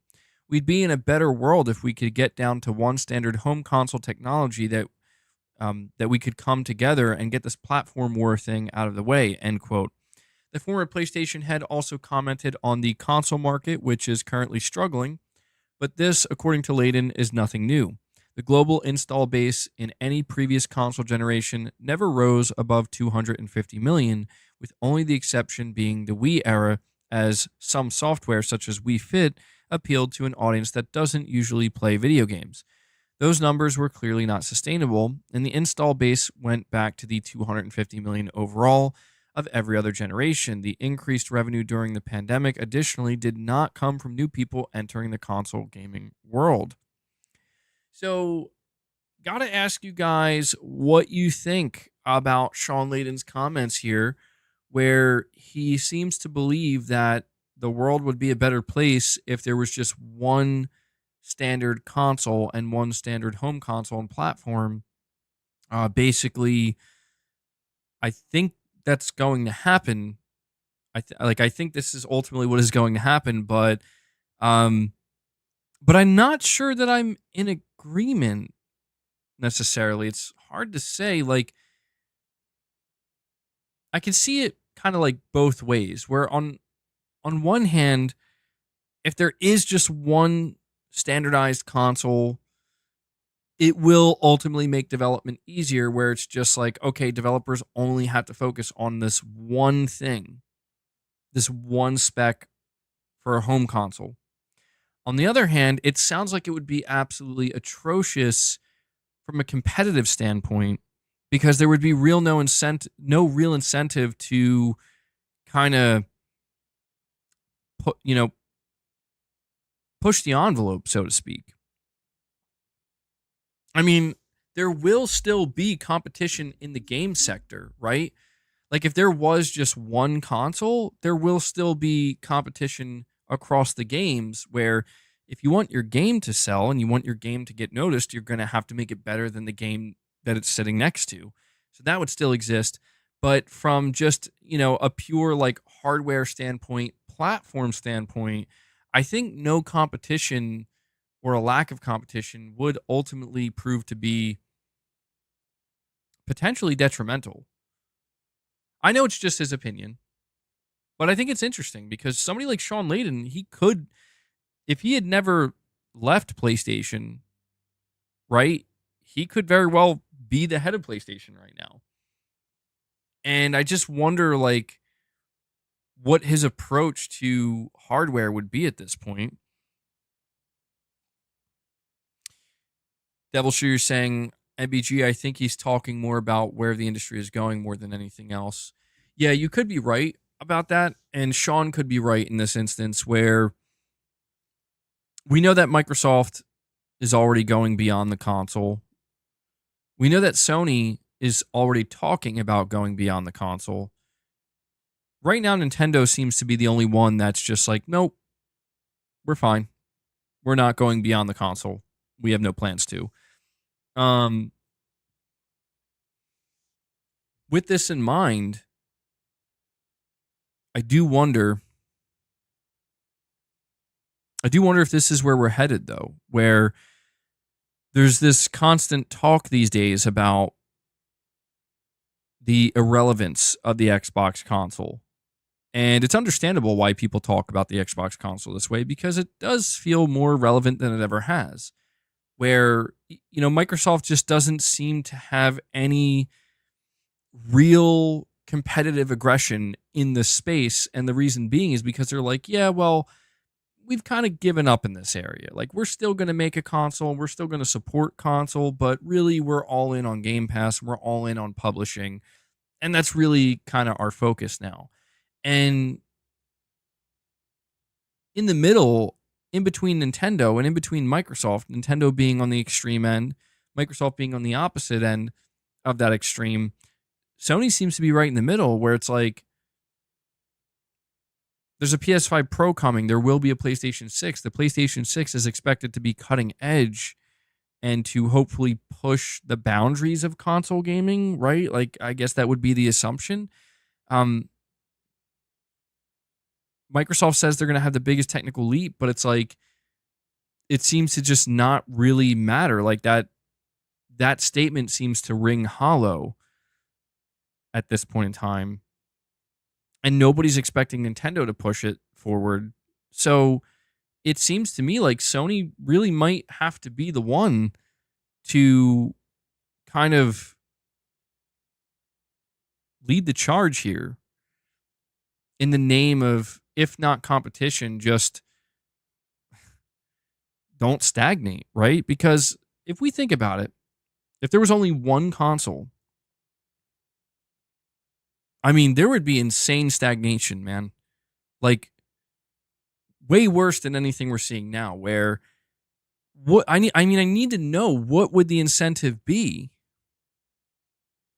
for a company like Sony? Like, let's just say the Sony PlayStation was the only console, right? Even though it's hard to imagine that, but let's just say it's the only home console. What incentive would Sony have to say, we need to make another one that's even better and still affordable? There would be no incentive. Like, the closest thing you could say is, well, it's like PC, right? Like, there's still going to be new PC components, but it's like, yeah, they're developing for PC though, so they would have to just try to keep up with PC. I don't know. I guess maybe. I guess that's a way we could kind of look at it. Like, Sony would want to try to keep up with PC. And maybe we are there, dude, because you know what? As I'm thinking about this, Mark Cerny recently just dunked on Linus Tech Tips, where he made fun of that video. There was this famous video that Linus Tech Tips made where it's like killing the PS5, where it was about making a PC, putting together a PC for $500 that was as powerful as the PS5. And Mark Cerny basically dunked on it, basically pointing out, like, you had to buy used parts. It's like, you could just buy a used PS5 at that point for even cheaper. And it almost seems like Mark Cerny is, in a way, trying to compete with the PS5 Pro, maybe not the Pro, but the PlayStation 6, the next generation of console. It seems like he's more focused on competing with the PC market, which is fascinating, because we often talk about how Sony doesn't see PC as competition, but maybe they still kind of do. Maybe this is why you hear Herman Hulst say something like, we're still hopeful that PC players will consider buying a console. And PC players laugh at that because they're like, we're not going to buy your console. But just the mentality that Sony has, where it's like, is PC competition or not? And I think maybe we're seeing this kind of bigger picture start to become clear, where Nintendo is not competition to Sony, because Nintendo is a non-traditional console. It's a home console / handheld hybrid. Sony is not that. Microsoft is not that. That's Nintendo. Sony probably doesn't see Microsoft as competition, because Microsoft is starting to put some of their games onto PlayStation. And Sony also knows that at this point in time, sales-wise, Xbox is not even remotely a threat anymore. Xbox sales are lower than they ever have been in their history. And on top of all this, Sony is still doing well with console sales. Sony is going to have the most powerful console with the Pro, and then presumably, again, I would assume, with the PlayStation 6. So it almost is like, at this point in time, the only real true competition to a cutting edge home console would be, well, how far ahead is PC compared to the console that we're offering at the price point we're offering it at? It's no longer going to be, well, how powerful is the Xbox? How much is it being sold for? I don't think that's going to matter. Sony's certainly not going to be basing the PlayStation 6 architecture and components that they're going to put into it off of, well, what's Nintendo doing with the Switch 2? We really need to keep that in mind. I don't think so. So I think what like Shawn Layden is describing here, like we are kind of like almost there already, where it's like just a single standard for a home console platform. But I don't know, will it matter? Because what Devil Shooter said a moment ago, where he's like, well, I think Shawn is thinking more of like the future and like what's to come next. And it does seem like when the console wars are officially, I mean, I guess maybe they are over, but when the competition in the console hardware space really does, when it really does flatline, it's not that there isn't going to be competition. It's that the competition is going to be transformed. It's no longer about the hardware and the exclusives to that hardware. It's the platform wars. It's going to be about which platform has the better features, which platform has the games that I can't access on that, the other platform. Stuff like that. And I think we're already starting to see that. So yeah, I don't know. I guess what I hope is that regardless of what Shawn Layden is saying here, my hope is that Sony will be able to, specifically Mark Cerny, will not get complacent in the development of PlayStation hardware. That's the only thing I don't want to see. I don't want to see them get crazy with it and make the same mistakes that they made with the PS3, which I don't think they ever will, where it's like you're literally turning developers off from wanting to make games for your console. As long as Mark Cerny's developing PlayStation hardware, I don't think that's going to ever be a thing again. Mark Cerny seems to be laser focused on making a piece of hardware that's as easy to develop for as humanly possible, which is great. But I do want to see PlayStation kind of keep up as much as they can, technologically speaking. And I just want them to continue personally to I want to see Sony keep the console relevant. It's sad because I see so many conversations happening all over the internet these days about how disappointing this generation of consoles really is. And it's hard for me to disagree when you compare it to previous generations. I'm not saying I don't agree fully. Like, I think some people are being way too overly dramatic where they're like this is literally the worst generation ever and we've gotten nothing. And it's like, what? Like, I don't agree with that. But when people basically talk about how it feels like it's been somewhat underwhelming, it feels like it's starting to, like dwindle a bit, where it's like, what's going on? Like, where's the hype? Where's the excitement? Like, where is the next gen excitement? And it's like, yeah, I don't know. I don't know where that is. It felt like it was there at the launch of the PS5, and then it felt like over the last 3 years, it just slowly started to kind of die down and dwindle. Maybe we'll get a new boost with the PS5 Pro, or maybe those days are gone.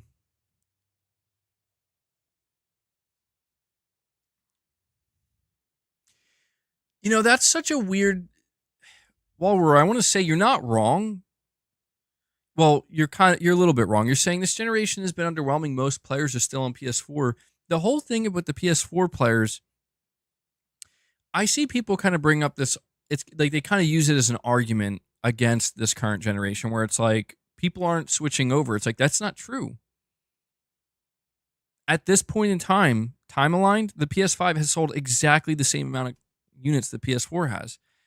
Like, how come when people bring this up, they aren't talking about when the PS4 sold 60 million units, how many people were still on PS3? How many people were still on 360? Because it's kind of the same thing. You know what I mean? Where I get it, like maybe there is even less incentive this time around for people to leave the PlayStation 4 behind. But I think honestly, in the next 6 to 9 months, we're going to get a really, really good, clear picture of what's going on in the console space, because the last picture we got was directly from Sony, where they said it's basically split 50-50. Like 50% of our players are still on PS4. The other 50% have upgraded to PS5. The main difference is people who have upgraded to PS5 are spending a lot more money, which I guess makes sense. But what I'm really curious about is, all right, we're at the halfway point, right? We're at the halfway point. I mean, I guess the assumption or the prediction or the expectation would be in the next like 6 months to 12 months, give or take, like we should start seeing more people move over. Like we should see the PS5 numbers climb from 60 million to 70, from 70 to 80, so on and so forth. And I don't know. I'm curious to see if that happens or not, because there is this part of me that feels like, well, it's one of two things. Number one, it's just a slowdown right now. It's a slow time. It's an underwhelming time. There's really not that much excitement, and it happens, but it's going to pick up. And when it does, everything's going to get back on track, and the PS5 is going to continue to sell just fine. It's either that, or this is the beginning of something that maybe Sony didn't anticipate, or a shift, if you will, that maybe nobody anticipated. And it's going to occur very rapidly, where it's like, basically, I guess what I'm trying to say is the momentum that Sony had leaving the PS4 generation, building up the launch of the PS5 generation, has come to a stop. Like that momentum has stopped. And I am so curious. Like here's what I want to know. I want to know what modern day 2024, June 2024 Sony PlayStation does when the momentum that was built from the PS4 generation stops, or like slows down to a point where, yeah, you can't rely on that anymore. I want to know. Like that's, I think, the biggest thing I want to know, not just hardware wise, but across the board. Like, what does that PlayStation look like today? What does that Sony PlayStation do? That's all. Because maybe, I don't know, listen, maybe the momentum is not slowing down at all. I could be completely off the mark with that. I'm not even saying that I think that's what's happening. I'm just saying that we're going to find out. But based off of what Sony has told us, they don't think the momentum is slowing down. They think that their profitability is down, but the overall momentum is still there. We're going to see. Showcase needed? Yeah, absolutely. Yeah, that's the other big question, right? All it takes is one good showcase, right? But yeah, I'm going to, somewhat down the rabbit hole right now. Seller of a Store says PS5 sales down 13%. Momentum has slowed down. Yeah, everything right now feels a little strange. And I'm not convinced that it's going to change this year. I would like it to change this year. I'm just not convinced. We still have a long way to go. We're only halfway through the year. We have basically like another 6 months. And that's a long time. And a lot can happen in that 6 months. But generally speaking, I just kind of get this sense that this year, I don't know. It just feels like it's meant to be like a slower, just kind of, just a year that feels like it's kind of dragging a little bit more. Not, again, I'm not trying to be like doomer or negative. I just mean like generally speaking, where, yeah, it just kind of feels like everything's a little bit slower, a little bit more sluggish. And it's good, it's like kind of restarting a little bit where it's going to take a little bit to get revved up. Oh, here comes Exley, ready to cause pure chaos. Dude, Exley, I looked into this because I'm not even going to say what it is. I looked into this. Dude, I sourced it. I'm just going to give everybody a suggestion if you know what we're talking about here. Chill out on it. Because this random Twitter account is not a reliable source. Like, I'm not saying it's not true. I'm just saying, before running with it and assuming it's true, wait to see if it gets picked up or if it's corroborated. Because it's so nonsensical, dude. Like, I refuse to believe it. I refuse to believe it until I see the proof. I need to see Sony come out and tell me that this is real. And if it is, I'm out, bro. Nothing. I'm not bringing any attention to it because I don't think it's true. But it would surprise me, dude. It would. Like, actually, to be honest, it would surprise me because it's like, this is like the way it was described. If you want to know what I'm talking about, go check the comments of, well, I can't expect you to do that. I'll acknowledge it in a moment. Let me read what Daywall Vander Kolf, hopefully I said your name correctly, a member for 13 months, says, massive shout out to this amazing community for gifted subs. Keep up the great streams, MBG. Can't wait for a great showcase and hyped for Astrobot. Well, thank you so much for that, Daywall Vander Kolf. I hope I'm saying it right. I really do appreciate that positivity, man. I'm glad you are enjoying any of the gifted memberships that this awesome community doles out. You guys do a great job supporting one another and me as well. Really appreciate that. I can't wait for the showcase too, whenever it's going to be, man. And I'm also hyped for Astrobot. Yeah, you know what? Actually, I want to say this too. That was the first thing that did come to my mind. So let me give you guys a bit of context. Listen, I don't like having these conversations because in my opinion, they get out of hand too quickly because people get too revved up too quickly. And I really don't want to entertain much. But in an effort to make things more clear for people, because these comments, even I was confused yesterday. Like, when I checked my comments on my video yesterday, there were multiple comments of people talking about a new game that is being developed by PlayStation that sounded strange, right? And I didn't know what I didn't know what people were talking about. I was like, what is this game they're talking about? Where they were basically saying it like stars a trans individual that like Sony's looking to hire a trans individual. It's going to star a trans person, and it's going to be about the matriarchy and stuff like that. And I'm like, whoa. Like, hold on. Like, you start talking about stuff like that, that's immediately going to attract the attention of, people who are looking to converse about this type of stuff. And at first I was like, wait, are you guys talking about Wolverine?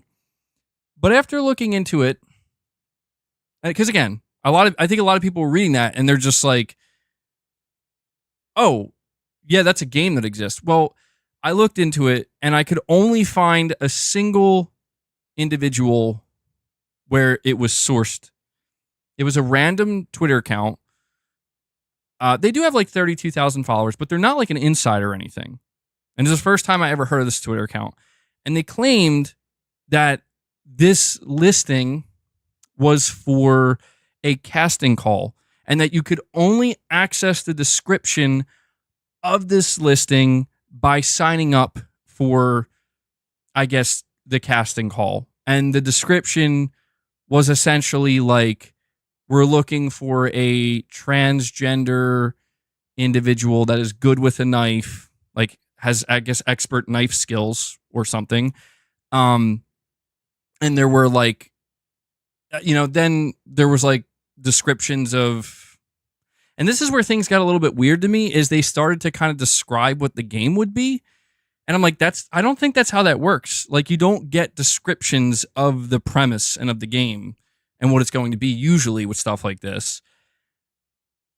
But this is what confused me a lot, because I was like, wait, I don't know who this is that's saying this. Like, I've never heard of this person in my life. I don't know. Like, listen, it's one of those things where I will say this. I'm not saying I believe it, but if it were to be true, that's got Naughty Dog written all over it.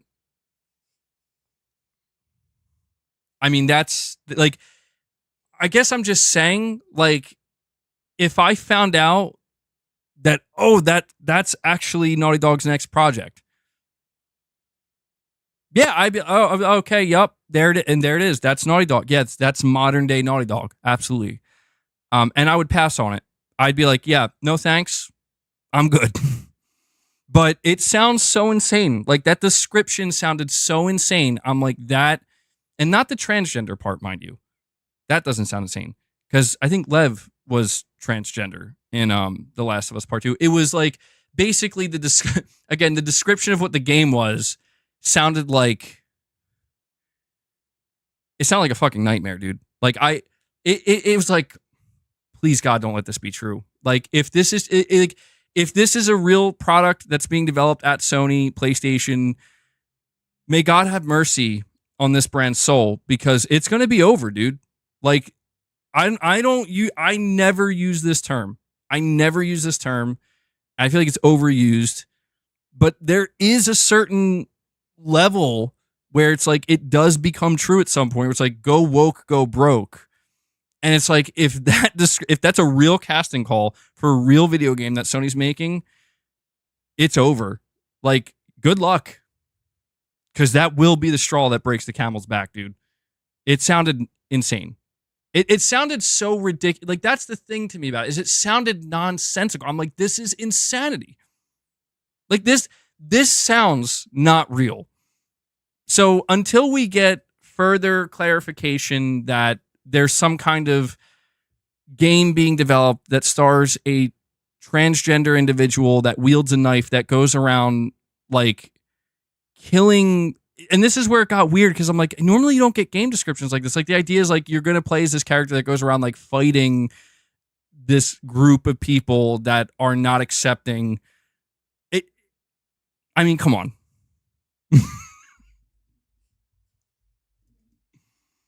Yeah, there you go. Irvin says, MBG, the story revolves around how their culture doesn't accept women as leaders in their community. Like, dude, there ain't no way. It sounds like Naughty Dog, though, dude. Like, when you put it that way, that sounds real. Like, that sounds like Naughty Dog's next game. And I don't want to presume to know, like, if that is it or not, because I don't know. But we gotta wait. If it's true, we're gonna find out. Actually says, not really. This is the next logical step if you've been paying attention to entertainment. This would not be surprising in the slightest to me. Sounds like Neil.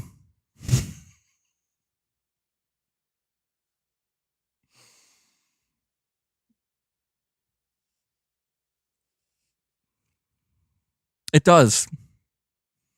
It does. Like, I hate to say that, but it really does. And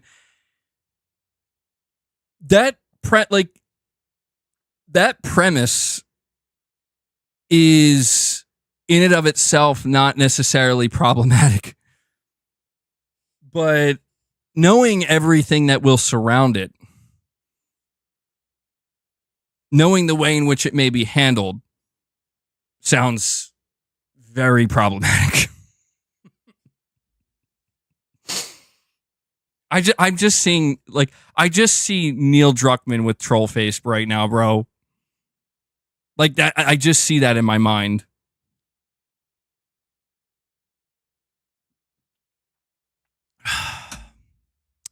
Well, I just wanted to listen. In all seriousness, the only reason I'm bringing this up is because I did see quite a few people talking about it in my comment section in my video yesterday, and I just want people to understand that there is no actual real proof that this exists. Like, there is no true receipt. Like, there is no screenshot. There's nothing. Like, there is no proof that this is real. And I want to caution people before they make assumptions and come to any conclusions. I want to caution you and make it known that as of right now, there's no actual evidence that this exists that anybody can get a hold of. So, you know, even though a part of it does sound like it could be true, like it is, in my mind, it feels nonsensical, but I also understand that it is 2024 and Naughty Dog is a different studio and Sony as a whole operates kind of differently. It's just one of those things where we will see. We will find out. Naughty Dog, I keep thinking of them because, well, they said that they have 2 single-player games in development, and we're waiting to find out what they are. So, oof. The Last of Us part, dude. I mean, I think we're going to get a Last of Us Part 3 at some point. All right, we have Michael Lynch, a member for 13 months, says, you know, it's damn hot here in Austin, Texas. Yeah, we were just talking about that, Michael.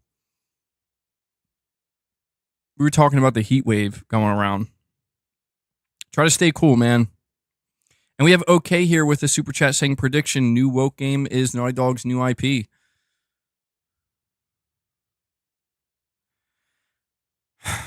PlayStation headquarters in California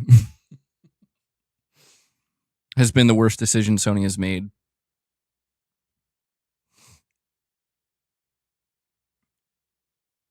I agree with that.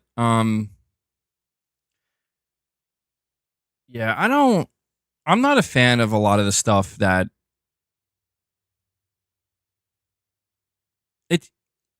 I've said this before, and it's all I can say, and I will end this specific conversation on this note. It'll never be anything more than it's not what you say, it's how you say it. I firmly believe that. And I will always believe that because it's been proven true time and time again where everybody has a message they want to convey. Everybody has their own feelings. Everybody has their own beliefs. Everybody has their own convictions, and there's nothing wrong with that. And the only difference lies in how are you communicating it.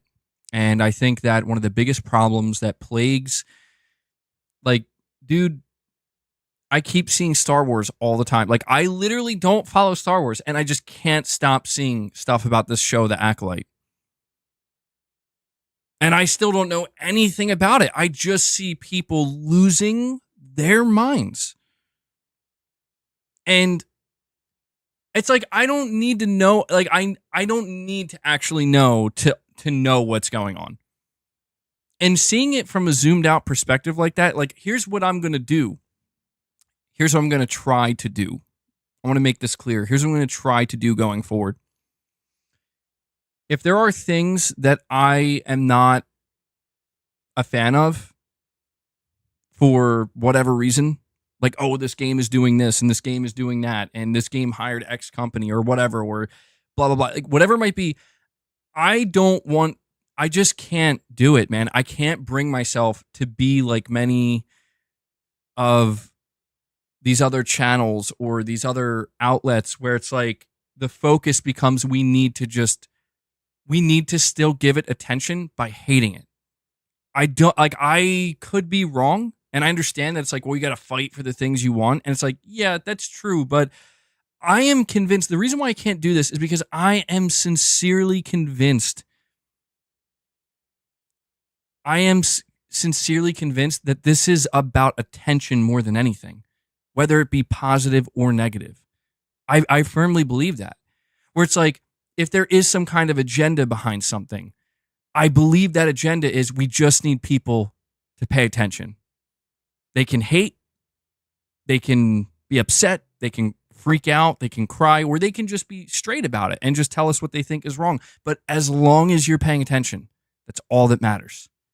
As long as we have your attention, that's all that matters. I firmly believe in the day and age where what is the most important metric? What is the most important piece of data to all of these companies? User engagement is the single most important metric in the year 2024. Hate, frustration, anger, sadness, disappointment, all of these things count as engagement. The only thing that doesn't count towards engagement is if you don't show up. And they don't have your attention. If they don't have your attention, they don't have your engagement. This is why. This is the conclusion I've come to, where I am in agreement with a lot of what people are saying, where I do see the problem and I do get that feeling. And it does come off to me as like, what is going on here? But I feel like the moment I give it my attention, they won, because that's all they want. And even though it may seem like I'm rallying people and we're gonna overthrow them, we're gonna take, it's like, no, you're not, because you're giving them what they need. All they need is your attention. And then they can take that data and then they can show it to their shareholders, say, look at how much user engagement we got. The shareholders aren't going to ask, well, is that people hating your product or what? No, they're just going to be like, oh, great. Now, of course, it comes back to the old saying, vote with your wallet, of course. Absolutely. Always vote with your wallet. But you just have to be careful these days, because these companies, I would say, these corporations, they've evolved and things have changed where I'm not convinced that that's the only metric that matters anymore. Just bottom line, how much money are we making? Because there's some kind of correlation, I guess, between user engagement and increased profits, user engagement and increased revenue.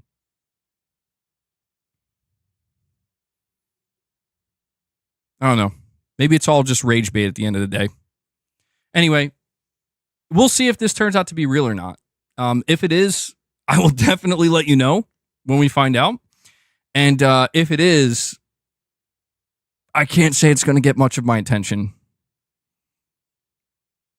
We will see. We will see. But anyway, I guess that was a bit of a side quest there. People have to like something for it to be profitable.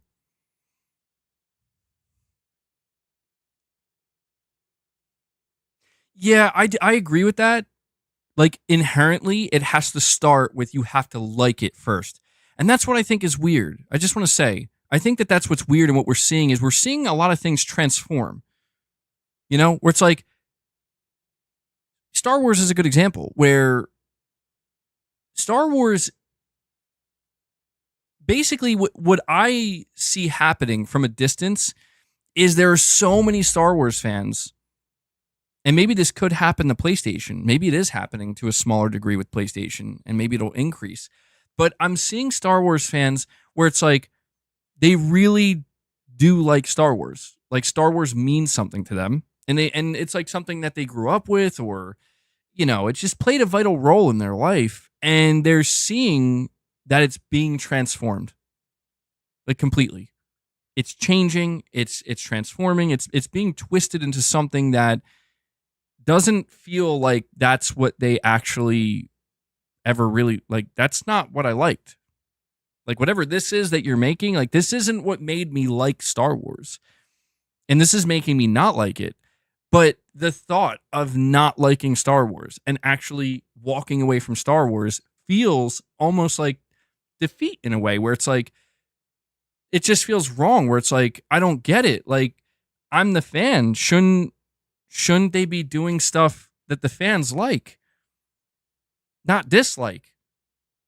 And I think that there are a lot of Star Wars fans that just kind of, they kind of hold on hoping that like eventually it'll turn back over where it's like eventually it'll get to a point where they realize like, oh yeah, we got to go back to what the fans want. We got to listen to the fans again. And I think that will happen. I think all this stuff is kind of like cyclical. I think it will happen eventually. It just might take a long time. And I don't want to see that happen with PlayStation. You know, I don't want to see a situation where like 4 years from now, PlayStation is just like doing some whack stuff constantly where it's like, what has PlayStation even turned into? Like there's still enough in front of me right now to convince me that no, I don't think it's going to completely turn into something that's unrecognizable that I don't like anymore. No, I'm not seeing that yet. But there is more stuff being presented that I'm like, all right, well, you know, rather than, so it's like, rather than be upset about Concord, like, I mean, I did have my stream where I talked about it, and of course I have to go over the previews, and apparently they're pretty positive, but it's like, I think I'd rather just, I want to just give my money to Astrobot. I want to talk about Astrobot. I want to give my money to Until Dawn. I want to talk about Until Dawn. I want to focus on these products because these are the ones that I think are leading PlayStation into a better direction, you know, into something that is much more interesting to me. And as long, and the point is those options exist. You know what I'm saying? Like those options exist, and as long as they exist, I'm going to try to focus as much as I can on those things.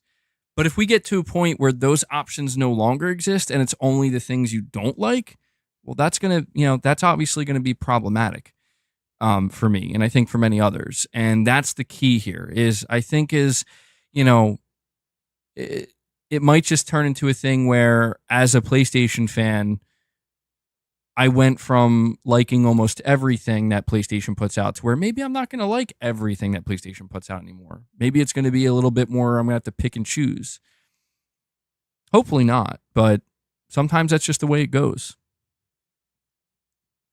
Anyway, without getting too far off base here, I do want to talk about another topic with you guys. That was kind of a bonus topic. I wasn't really planning on talking about that, but I thought it was worth addressing. Corey says, come on, rookies, blame Disney. I'll help. Treats now. Dude, Corey, I had to kick Boss out of here. Well, he's right at the door, though, so I'll bring him back in a little bit. He was getting crazy, dude. He was like attacking my TV. I legitimately had to ask him, well, I didn't ask him, I was telling him, like, you can get down. And he listened at first, but then he went back. I'm like, bro, I can't sit here and watch you destroy my TV like that. And we have actually Get Some Trismegistus. Get some! Get some! Did that play? Hold on. I'm going to play it one more time so I can hear it. Get some! There we go. Get Okay. some! I know you guys heard it twice. I only heard it one time. He comes in, he drops 5 more membership gifts for you guys, and he brings us up to 15 members on the day. Actually, thank you so much, man. And then on top of that, we got Hellbound 1981 following it up with another 5 bomb of his own. And just like that, we have 10 more memberships gifted out from some generous community members. Actually, Hellbound, you guys are always showing this community and this channel some love, and I very much appreciate it. So we are now sitting at 20 members on the day. So guys, we are We're a 5 bomb away from hitting our goal. And if we hit that goal, guys, we'll feed the beast. He's been waiting patiently. He has been waiting patiently. So thank you. As always, thank you for that support. Let's see. So, oh, and before we move on, we have Corey the Legend Landiga comes and he's like, wait, hold on. Here's another 5 bomb. We're going to do it. We're going to get to 25. We hit the goal. Corey does it. And just as another reminder for anybody who got gifted a membership, we will be doing a members lounge once this stream ends. So Corey gets us over the line. You guys know what that means. We'll get Boston here, and we will feed that beast. Try to count out how many treats I'm going to give him. I got to be a little bit more responsible, you know? I've just been pouring these treats out for him. Probably giving him more than I should. Maybe about, I think, 8 treats or so. 8 to 10. Oh, no, he really expects more.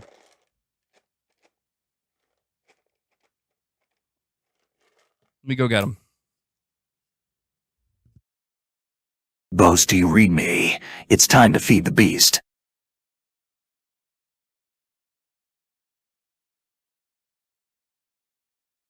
Come here, boss. Come on. We hit our goal. It's time for some treats. There you go. It's been a little while, too. I went like a couple days without giving him any treats, so I'm sure he's really happy. Yeah, reps. Dude, you know what? I haven't done reps in a while, too. Usually we do reps if I hit 50 members. I keep forgetting to bring my dumbbells up ever since I moved the setup. But yeah, I'll have to start reincorporating that. I've been working out a lot more lately. I'm really trying to hit a new level here with my training. We'll see how it goes. Like, I'm sore as hell. My body hurts so bad. But in a good way.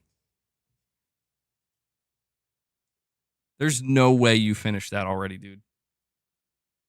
Is he freaking inhaling these or what?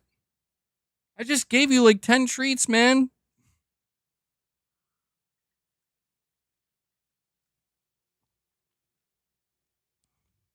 You're saying update the top donors? I thought I did. Yeah, I think they're up to date. This Sunday, we'll update them again.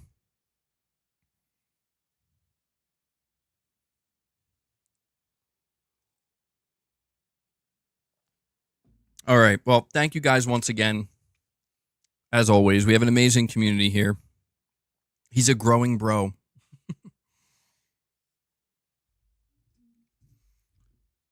Boss, I'll tell you this really quick before we move to the next topic.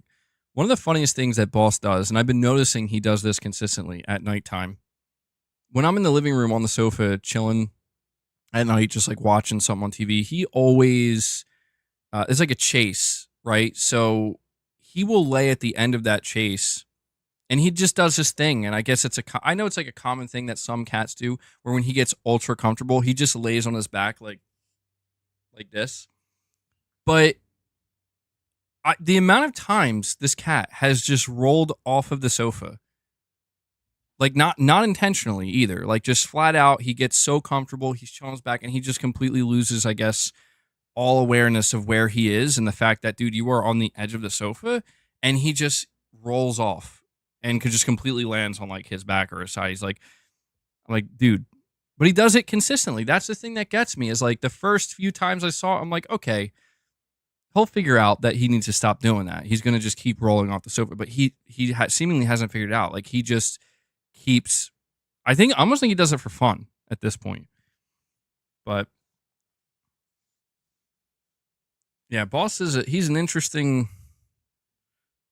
fellow. He is. Anyway, all right. We are going to move on to the next topic of discussion, but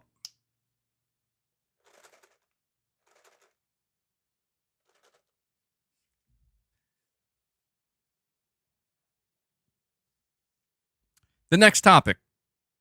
Elden Ring justifies a PS5 Pro? Well, I have an article here from Eurogamer. Elden Ring Shadow of the Erd Tree long-standing tech issues remain unaddressed. Boss is very upset with me right now.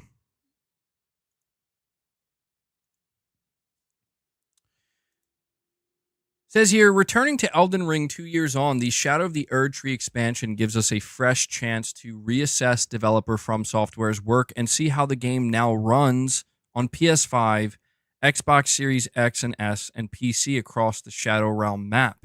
The original's game launch exhibited a string of performance issues on PC and consoles, so the hope is that this expansion offers a fresh opportunity to address these issues. Now, I'm going to let you know I'm not going to go over everything here.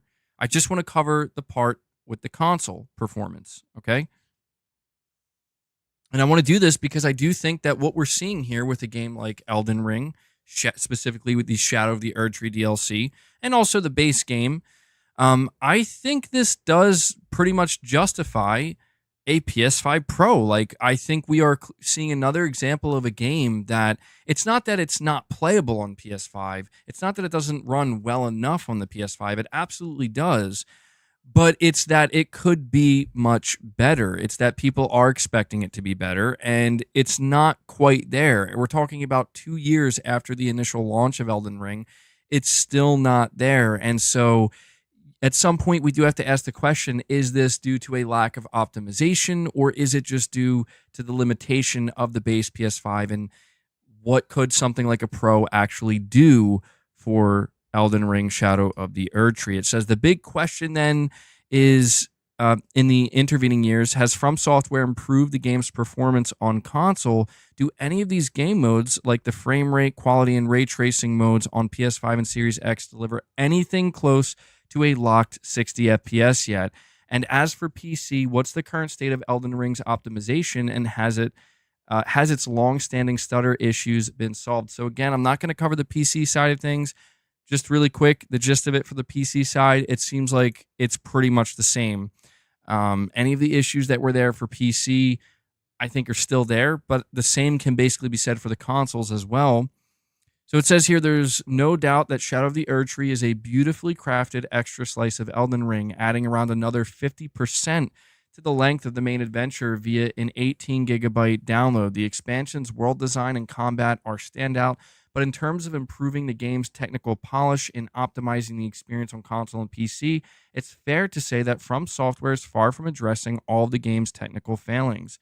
Starting with PS5, Shadow of the Erd Tree's new region sadly does not fix the frequent drops below 60 FPS, even running in the game's frame rate mode that renders at a dynamic 1512p to 2160p resolution.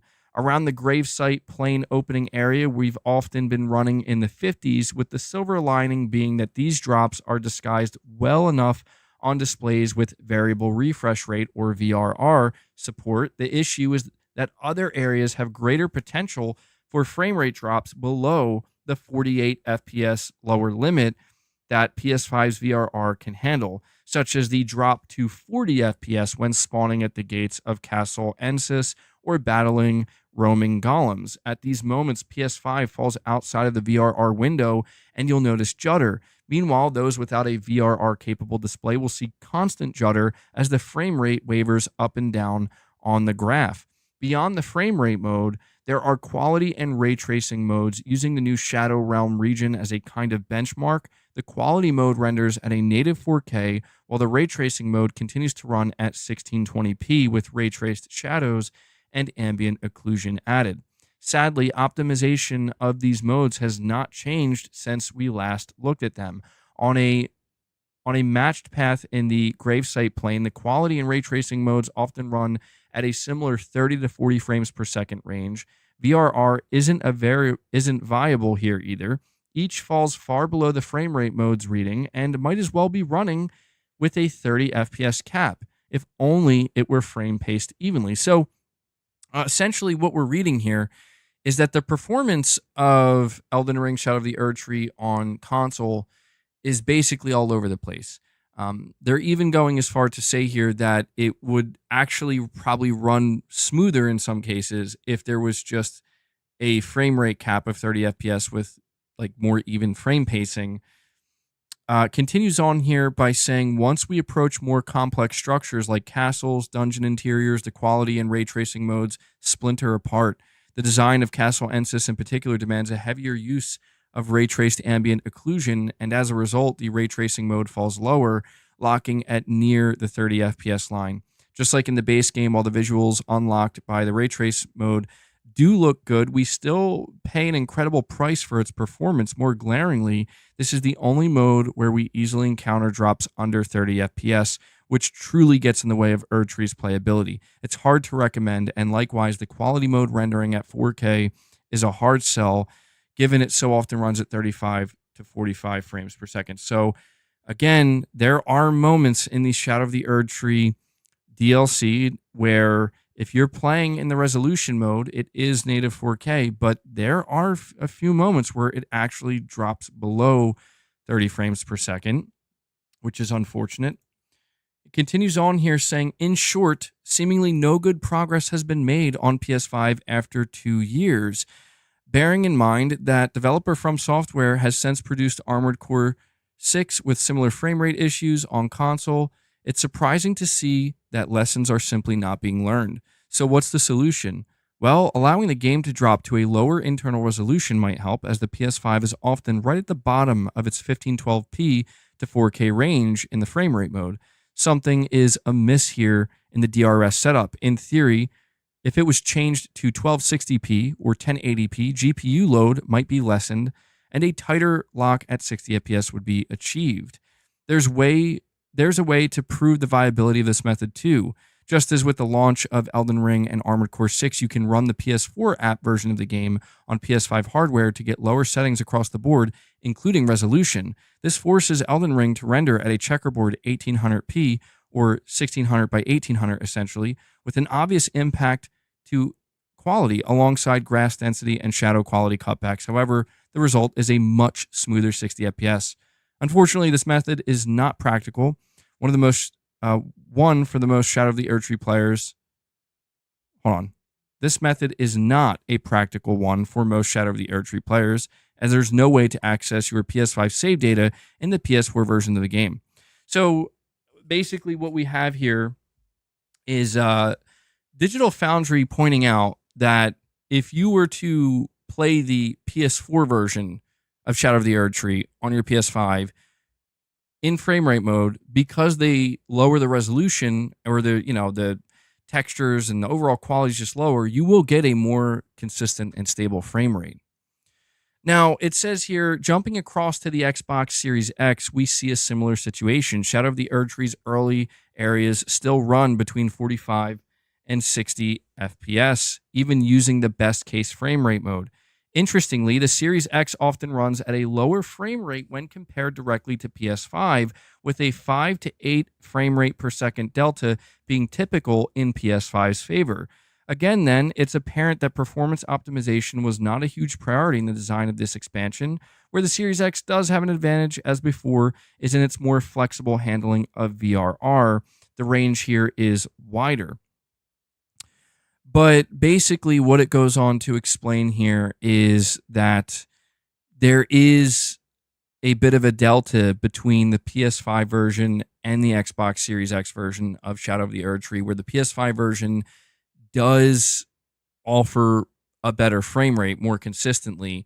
The Series X version is dropping more frames more consistently, but generally speaking, neither version is ideal. And so this leads me to the question, are we beginning to see further justification for PlayStation 5 Pro? And the reason why I'm specifically interested in asking this question with the Elden Ring Shadow of the Erdtree DLC is because basically what they're saying is that all of the problems that were present at the launch of Elden Ring with the PS5 version and the Series X version, they're still present here. They haven't changed, like, at all. It's pretty much exactly the same.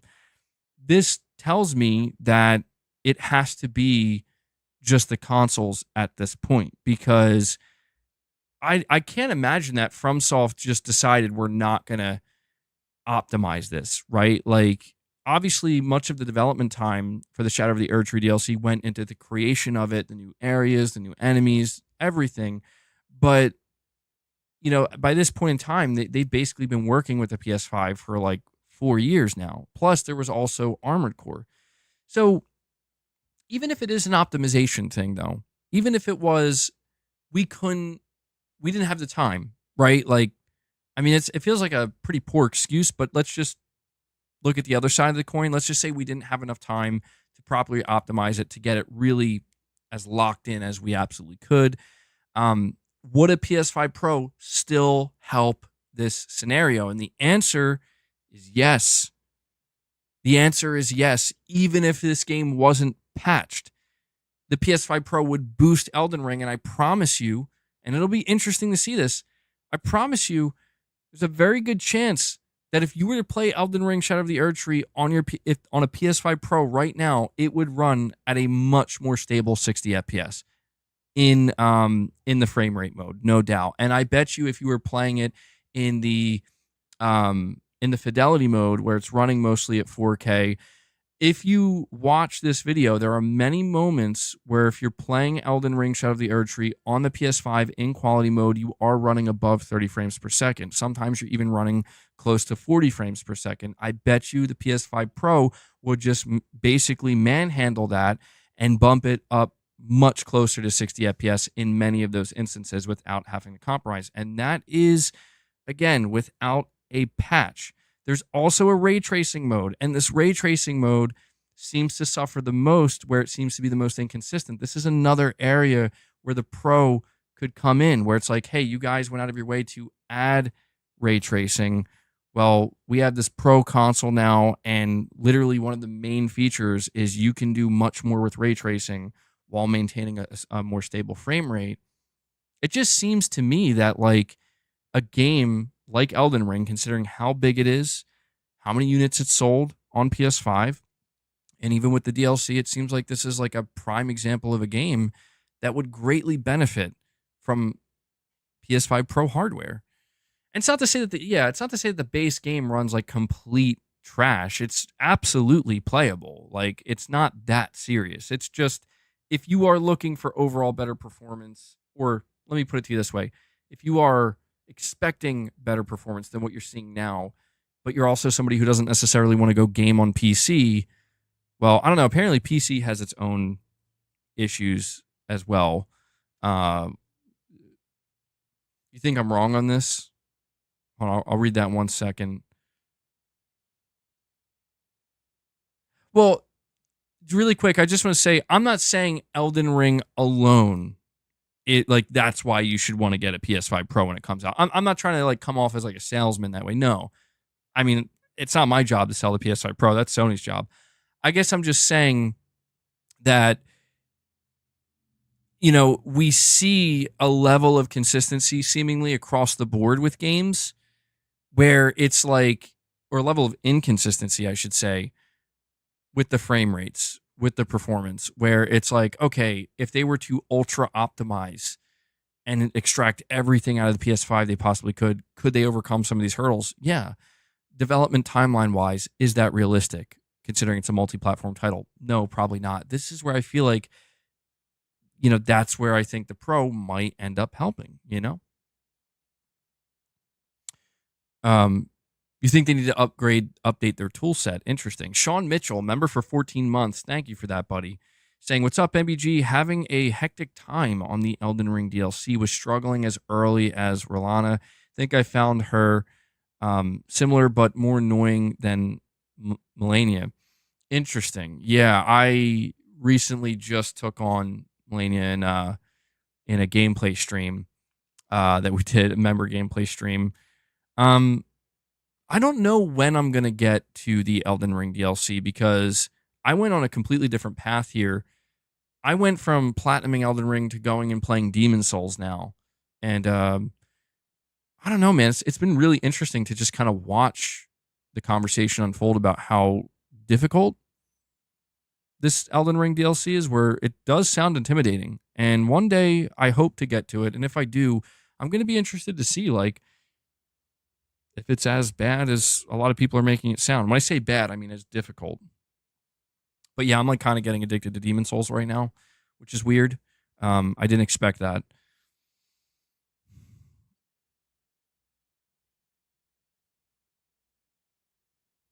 Bloodborne. Yeah, I know Bloodborne had a really big issue with bad frame pacing. Because here's the thing. If you were to boot up Elden Ring right now on your PS5, Shadow of the Erd Tree, or just even base Elden Ring, it's perfectly playable. Absolutely. Like, I just platinumed it on my PS5.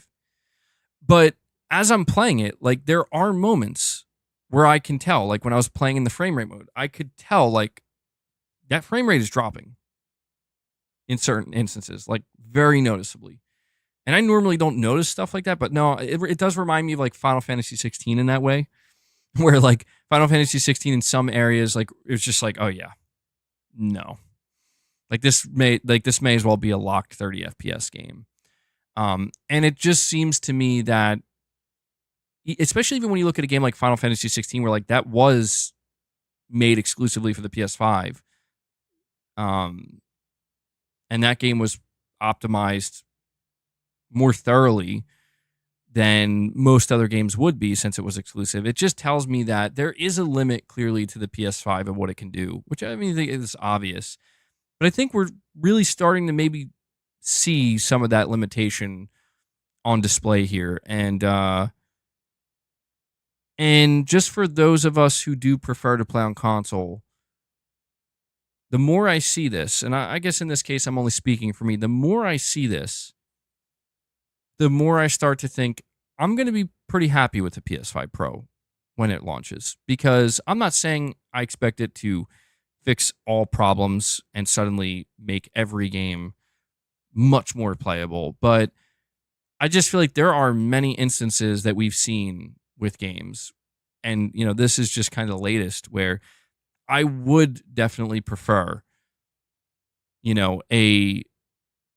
well, honestly, what I would prefer more than anything is a From Software patch for a PS5 Pro version, where it's like, okay, so we can give you a higher native resolution at a locked 60 FPS. We're very close to locked, and even with a little bit of ray tracing. Like, that would be ideal. But even if it's just like, okay, they're not going to be able to do all that.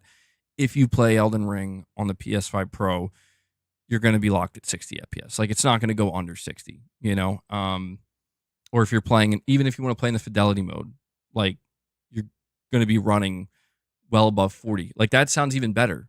I remember playing Spider-Man 2 in the 4K, in the fidelity mode at 40 FPS, and it looked very good. I'm like, this is actually really good. Obviously, it's not as good as 60, but it's closer than you would expect. If we could get more games that do that, right? Like that, I'm not saying that for you, that should be enough for you to buy a PS5 Pro. Definitely not. You decide, like, everybody has to make that decision on their own. But for me, it'd be like, okay, yeah, I've had my PS5 for over 4 years at this point. That sounds like a worthy upgrade to me, But obviously, we're going to see a lot more than that. That's the good news about the PS5 Pro, is we're not going to, we shouldn't be seeing the bare minimum with the PS5 Pro, is what I'm saying.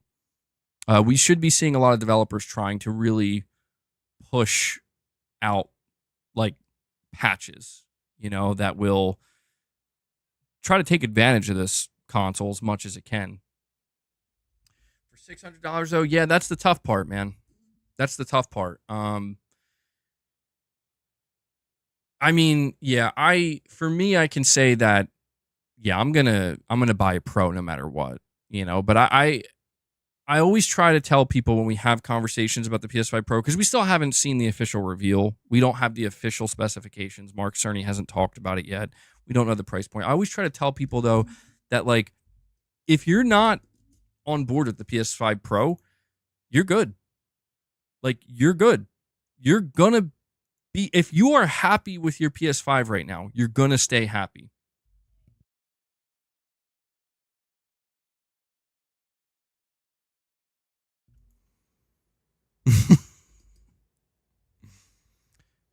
Mrs. MBG just pointed out to me that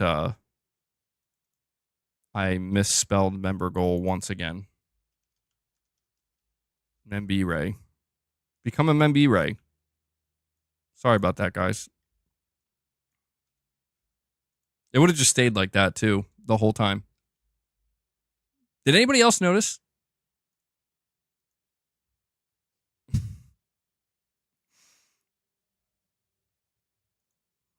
But yes, if you are somebody who's not on board with the idea of a PS5 Pro and you are happy with the performance you're getting with your base PS5 right now, you're happy with the way games look, with the way games run, you're going to be just fine.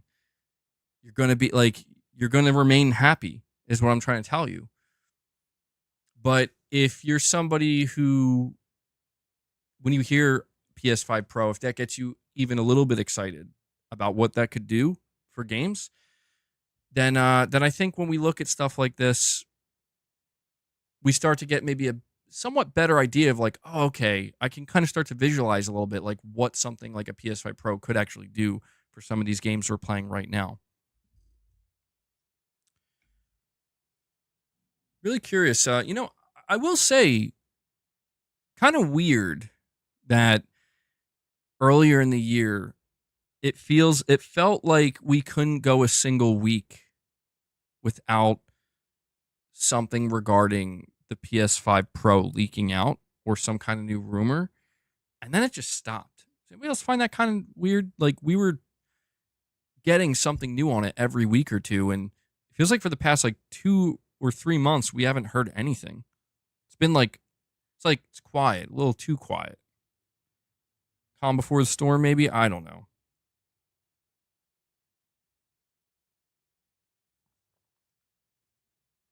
Gavin's excited. He says more memory bandwidth, double the CUs, AI upscaling, and slight CPU increase. Can't wait.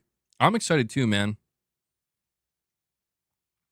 I mean, I know that there's a lot of doom and gloom with how people are viewing PlayStation right now, but I'm excited for the PS5 Pro. They did catch the leaker, I guess.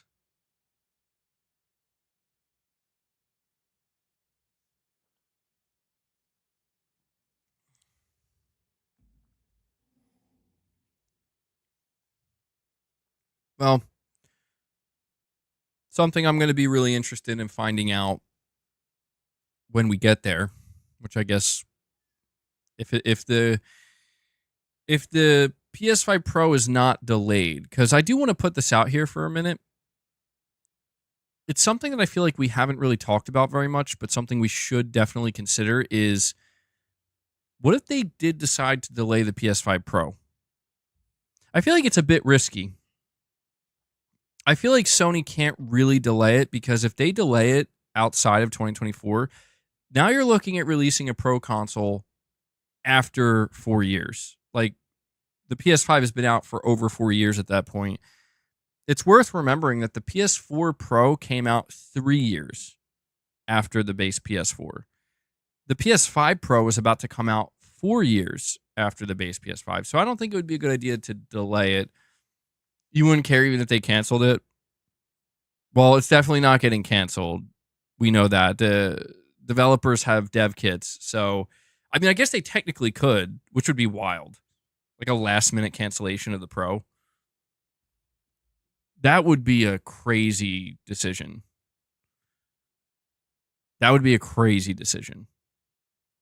I think that would even piss developers off at that point. I'm thinking it's still going to launch. And I'm just curious to know, like, how Sony plans to show off the PS5 Pro. You know, are you going to do just like here upgraded games that you already know about? That's about it. Or are you going to show new games? Yeah, the rumor currently, Tom Henderson, who is one of the most, if not the most reliable PlayStation insider when it comes to hardware, Tom Henderson said that Sony is aiming for a November launch a November launch for the PS5 Pro. So, by that point, I think development teams would have had about a year, give or take, to work with it. So we should see at least some games ready to go. PS5 Pro enhanced. I want to see Death Stranding 2 on the Pro, dude. Death Stranding 2 looked absolutely mind-bogglingly good. Like, I feel like it's unfortunate because I feel like it's going overlooked. It's going overlooked, I think, with how good Death Stranding 2 actually looked the last time we saw it, where it's like, are you guys, is anybody seeing this right now? This looks insane. And I feel like it just kind of like, you know, I don't know, maybe people have just gotten too used to amazing graphics. But that game legitimately, sometimes I come across like screenshots and I'm just like, I can't believe how good it looks. Like the thing I want to know is that what it looks like on a Pro? Because it looks so good. I'm like convinced that what we saw of Death Stranding, like that is PS5 Pro. Because if that's not PS5 Pro, then holy shit, dude. What am I drinking? I'm drinking an Element. It's just water with an Element packet mixed in.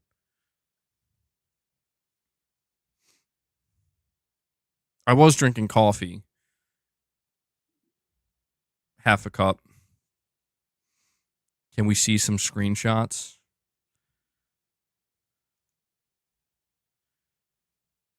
We will eventually.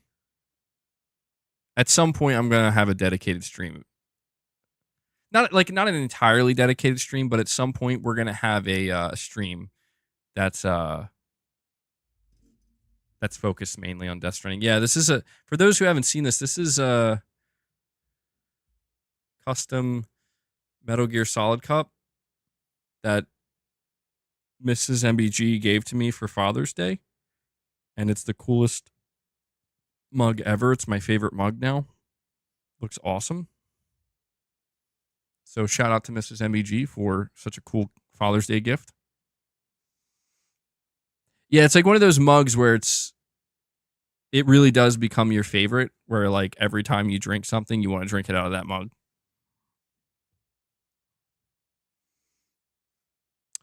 But yeah, it seems like Elden Ring Shadow of the Erdtree is having a couple of issues. Kind of the same issues that it had with the base game of Elden Ring. And where did she get it from? I have to ask her. I know she did tell me she had it custom made. I'd have to ask where she got it custom made. Your girlfriend gave you a heat changing cat mug. Oh, that's awesome. Yeah, the heat changing mugs are always fun. Did I see that From Software's parent company might have been hacked? No, I didn't see this.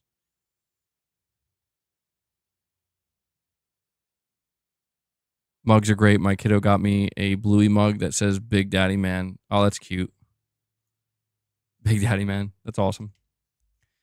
No, I didn't hear anything about this with was that Katakawa?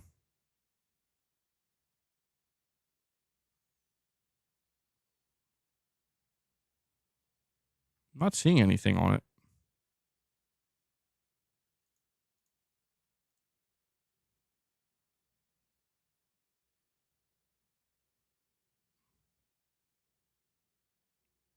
Oh, holy shit. I just saw this random video pop up of it's inside of a movie theater, ceiling caved in. Wow. That's scary. But no, I haven't seen anything about Katakawa. I'm trying to see if anything pops up. I'm not seeing it. All right. So yeah, that was a wild video. That's why I just sometimes I go on X or Twitter, X/, I don't know, what do you guys call it? Do you call it Twitter, X? Twitter X. I go on there and just these random videos pop up sometimes and they're just like insane. But we do have a couple of bonus topics to cover before we wrap up this stream and we head over to the members lounge. You call it the shit show. Accurate. It's Twitter. Yeah, I still feel like I want to call it Twitter. Like instinctively I want to call it Twitter. There's just part of me though that feels like, but that's not like what it's actually called now. Twitter X. Twitter X. Twix. There we go. Twix. Just like the candy. There, yeah. Just like the candy. Twix. What will the members lounge be about? Today's members lounge is just going to be casual lounging. We're going to hang out. We're going to talk. And this is going to be one of those members lounges where we don't quite know which direction we're going to go in. And then the next members lounge, or at least not members lounge, one of the next member streams I'm going to do is streaming some Demon Souls gameplay, which should be fun. All right, so let's go over a couple of these bonus topics. So this bonus topic is quite interesting. Gaming Bolt reports Apple's recent attempts to bring a piece of the AAA gaming market over to its iOS devices has not paid off, reports would suggest. In a report published by mobilegamer.biz based on App Figures estimates, the multiple AAA console titles that recently launched for iOS devices have all seen less than stellar sales, to say the least. Recent months have seen Resident Evil 4 Remake, Resident Evil Village, Death Stranding, and Assassin's Creed Mirage all releasing on the iPhone 15 Pro, iPhone 15 Pro Max, as well as iPad devices with an M1 chip or later, though none of these games have seen good sales. As per the aforementioned report, Assassin's Creed Mirage has been downloaded by iOS users roughly 123,000 times. All games are, however, free to download and allow access to a small portion for no cost, after which players have the option to pay full price to access the full game. As per estimates, Assassin's Creed Mirage has seen roughly $138 in revenue on iOS to date, which, with a price of $50 would suggest that the game has sold less than 3,000 copies on the platform. Similarly, Resident Evil 4 has seen about 357,000 downloads and $208,000 in revenue with a price tag of $30. That would suggest that the game sold under 7,000 copies. Meanwhile, Resident Evil Village is estimated to have sold 6,000 copies with about 370,000 downloads and $92,000 in revenue.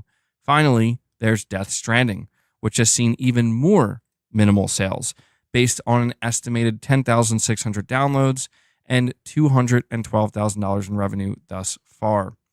Clearly, the first wave of AAA titles on iOS devices have failed to make any kind of meaningful impact. So I wanted to cover this because I remember talking to you guys about the idea of these big AAA games making their way to mobile. And I remember when this happened, there was a little bit of, I don't know, I guess you could say optimism from a certain group of people that thought, you know, this is it. This is the beginning where we really start to see, like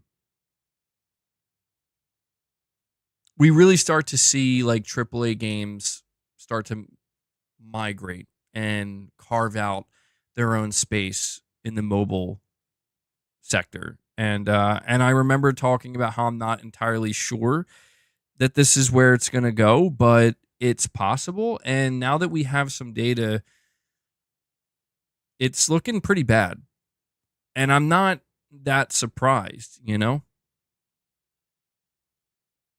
So my big thing with this, right, with the idea of taking these AAA games like Death Stranding, Resident Evil, Assassin's Creed, and bringing them to mobile devices, my thought process on it is most people, like the overwhelming majority of people, are not going to want to engage with these big AAA games in that way. if these people, when I say these people, if people who have a smartphone are also interested in these games, they're going to go where these games are, whether it be on PC or console. I just don't think many of them are thinking, oh, yeah, I want to use my phone as my dedicated AAA gaming device. I just don't think that's going to be a thing that ever catches on. I think technology will improve, obviously to a degree in which these devices, phones, specifically smartphones, can easily run these games. But I still think as long as a smartphone is a phone and a device in which that you use it for everything. You use it to communicate, you use it for maybe business reasons, work reasons, if you're in school or something, whatever, using it for everything. I feel like it's almost like making it a dedicated AAA gaming device feels like it's a step too far. You know what I'm saying? Where in order to properly enjoy these AAA games, they're not mobile games. In order to enjoy a game like Resident Evil Village and Resident Evil 4 Remake, like, I feel like you got to get settled in, man. Like, you got to get settled in and you got to get comfortable and you got to be able to feel like you can engage with this, in a level that goes beyond touchscreen. Same thing with like Death Stranding and stuff like that, So I'm not surprised to hear that.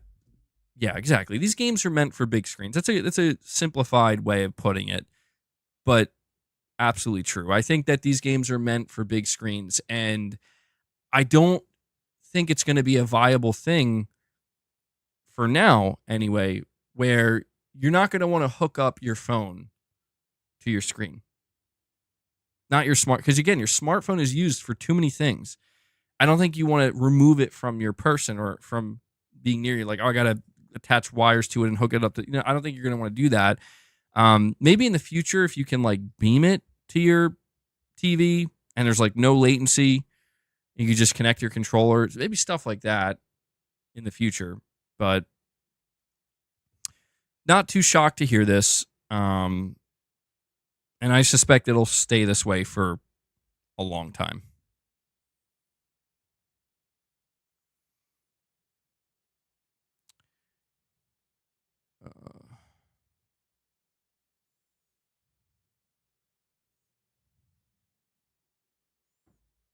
You can cast your iPad or phone to any screen by beaming now. Oh, so okay, so you can do that. So, I didn't realize that. I didn't know you could do that with these games. Well, it has to add some kind of latency though, right? Like if you're running Resident Evil 4 Remake on your iPhone and then you beam it to your TV. Yeah, I keep saying beam. It's called AirPlay. You beam it. Beam that shit. I'm beaming it to my TV, man. I like the way that sounds better than AirPlay.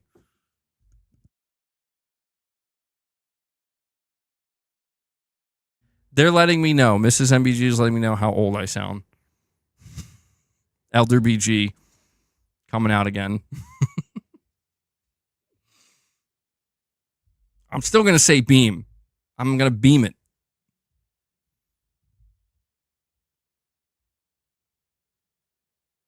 iPad kid. Projection is limited tech. You can't use it on the go, like with dedicated hardware. Yeah, I mean, maybe eventually down the line. But I still think there's a place for native hardware, man, that plays games, whether it be a PC or a console. I still think there's a place for that, and I don't think that's going anywhere anytime soon. And I think that this sales data just kind of backs up the idea that we're not there yet. We're not even close to it. You know what I would like to see, though? I would like to see a new AAA game, right? Like, we'll just stick with Resident Evil. Let's say Resident Evil 9. Resident Evil 9 drops on PS5, Xbox, PC. Oh, and it's dropping on iOS. You know, like the same day. I would be interested to see what sales data would look like then, because these games are already out. They're kind of late to the party. So I think in order to give this a proper fair shake, I would have to see what the sales data for something like that would be.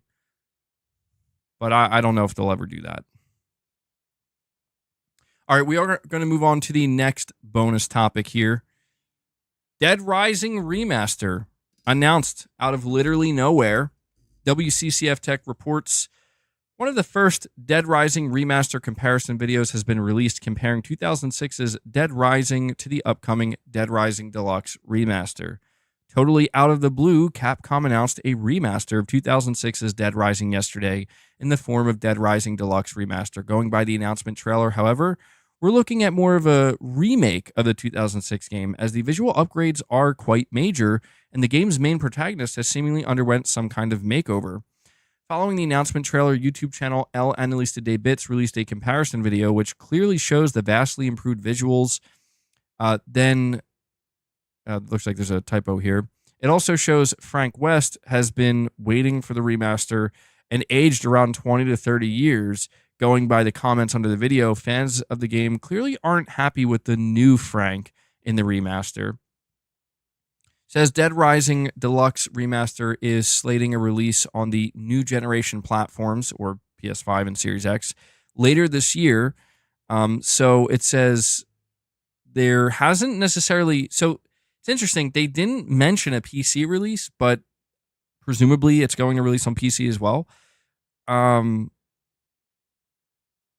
yeah, it's... So have you guys seen this? This kind of came out of nowhere. And apparently some of the visual upgrades for Dead Rising Deluxe Remaster, as they're calling it, look so good that people are saying this looks like more of a remake. But the reason why people are thinking Capcom is not comfortable calling it a remake is because it's not on the same level as, say, what we see with Resident Evil 4 Remake or Resident Evil 2 Remake, where, that is truly... next level remake, It's not all that, but it's definitely more than a traditional remaster. But yeah, people are saying, it's coming this year, and people are saying that they do not like the way Frank West looks. And I have to admit, I know I don't have it up on screen here, but looking at it, it's not like the worst thing. It's not that bad, but when you look at the original, I can understand why people look at it and they're like, that doesn't really look like him at all. Like, something was lost in translation here. He looks goofy. Yeah, he does look pretty goofy. It looks like a different character. Truthfully. It looks like a different character. It doesn't look like Frank West. But yeah, Dead Rising, man, that's a classic. I don't think I ever played the original. I remember playing... Was there a Dead Rising 4? Okay, I remember Dead Rising 3 I played at the launch of the Xbox One, and that was pretty fun. And then I think there was a Dead Rising 4, and I think I enjoyed that one a lot as well. I don't think I ever played the original Dead Rising, though. Yeah, this is one of those situations to me that even though there are complaints about the way they made Frank West look, I don't think there's going to be enough to stop people from playing it and enjoying it. I think people are still going to be like, yeah. Because I was looking at some of the comparisons and I'm like, this looks good. Like, I might play it.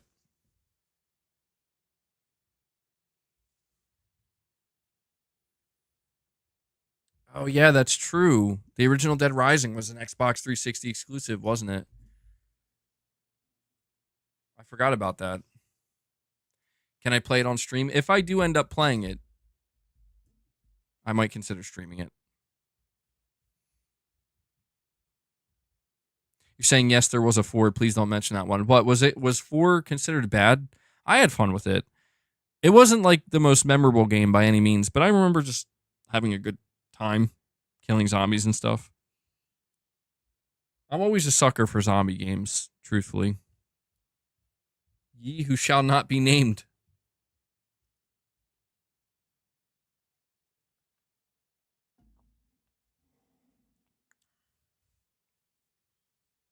Capcom ruined number 4.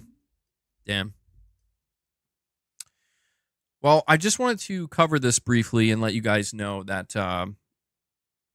what's most interesting to me about this is how randomly Capcom decided to announce this, where they were just like, out of the blue, here you go.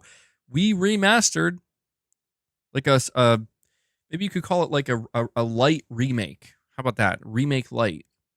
It's not a full remake. A light remake of Dead Rising. I don't know that anybody was asking for it, but I don't know that anybody's upset about it. It's just like one of those things where it's like, oh yeah, I like that game, or I played that game, and yeah, I'll play it again.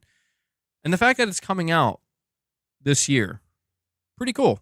So I'll update you whenever we get a release date and a price. I do want to say Capcom just announced they're doing like a 30-minute stream, I think on July 1st. I'm not going to be streaming it and reacting to it. They're only going to have 3 games. But one of the games that they are going to talk about is this Dead Rising remaster. One of the other games is, ironically enough, Resident Evil Village on iOS or something. So you could tune into that if you're interested, but I'm thinking that's probably where they'll reveal some gameplay and a release date, platforms, pricing, stuff like that. So there you go. And the final topic for today's stream, final bonus topic as well, is the Dead by Daylight spinoff, the casting of Frank Stone. The release date reportedly leaks. Dead by Daylight spinoff, the casting of Frank Stone may have had its release date revealed according to a supposed leak. A post on the Leaks Dead by Daylight subreddit shows that the Supermassive Games title will be released on September 3rd, 2024. The game will also, the game will also be hyped up within Dead by Daylight itself. The leak also includes a QR code for a buy now page, but is currently offline. The message featured in the leak reads as follows: step out of the fog and experience a never-before-seen side of Dead by Daylight with the casting of Frank Stone, available September 3rd. Decide the fate of 4 friends in the summer of 1980 and guide their shoot of murder mill, a soon-to-be cult classic with an insidious influence. The casting of Frank Stone takes place in the world of Dead by Daylight, but will be a narrative-driven adventure akin to Supermassive's, The Dark Pictures Anthology, and The Quarry. The shadow of Frank Stone looms over Cedar Hills, a town forever altered by his violent past. As a group of young friends are about to discover, Stone's blood-soaked legacy cuts deep, leaving scars across families, generations, and the very fabric of reality itself. In the depths of an Oregon steel mill, the gruesome crimes of a sadistic killer spawns horrors beyond comprehension. Delve into the mystery of Cedar Hills alongside an original cast of characters bound together on a twisted journey where nothing is quite as it seems. Every decision you make shapes the story and impacts the fate of the characters within it, brimming with emotional gut punches and high-stakes horror. Discover how a simple decision can become a truly heart-wrenching dilemma. So, not surprised with this description that Supermassive Games is the one developing this, because this sounds like Until Dawn. This sounds like The Quarry, right? This sounds like the Dark Pictures anthology. So I think this is cool, man. As somebody who's put literally over 1,000 hours into Dead by Daylight, yes, I played it that much, although I'm totally burnt out on it. This is perfect. Like, dude, I'm ready to move on from Dead by Daylight. I'm not saying I'll never go back. I will still play it on occasion, but I'm totally burnt out on it. I've always liked the Dead by Daylight universe. This is a great way, I think, for Behavior Interactive to keep players like me engaged with this series, or not series, but with this IP, right? Where I am sick of playing Dead by Daylight, frankly, and I want to play a different multiplayer game. But I do like that universe, and so the idea that they're coming out with some kind of single player narrative-driven game, this is actually awesome. And I definitely am interested in this. This is definitely something I'm going to support. And so there we go. September 3rd. That's so annoying. You know? Like, I feel like there's really not much coming out in July or August. And literally the first week of September, it's like, oh, you're going to get the casting of Frank Stone and Astrobot and Warhammer, Space Marine 2. It's like, guys suck. You know, like you should maybe sit here for 2 months with not like no release dates on anything. I'm not saying that I don't have things to play. You know what I'm saying?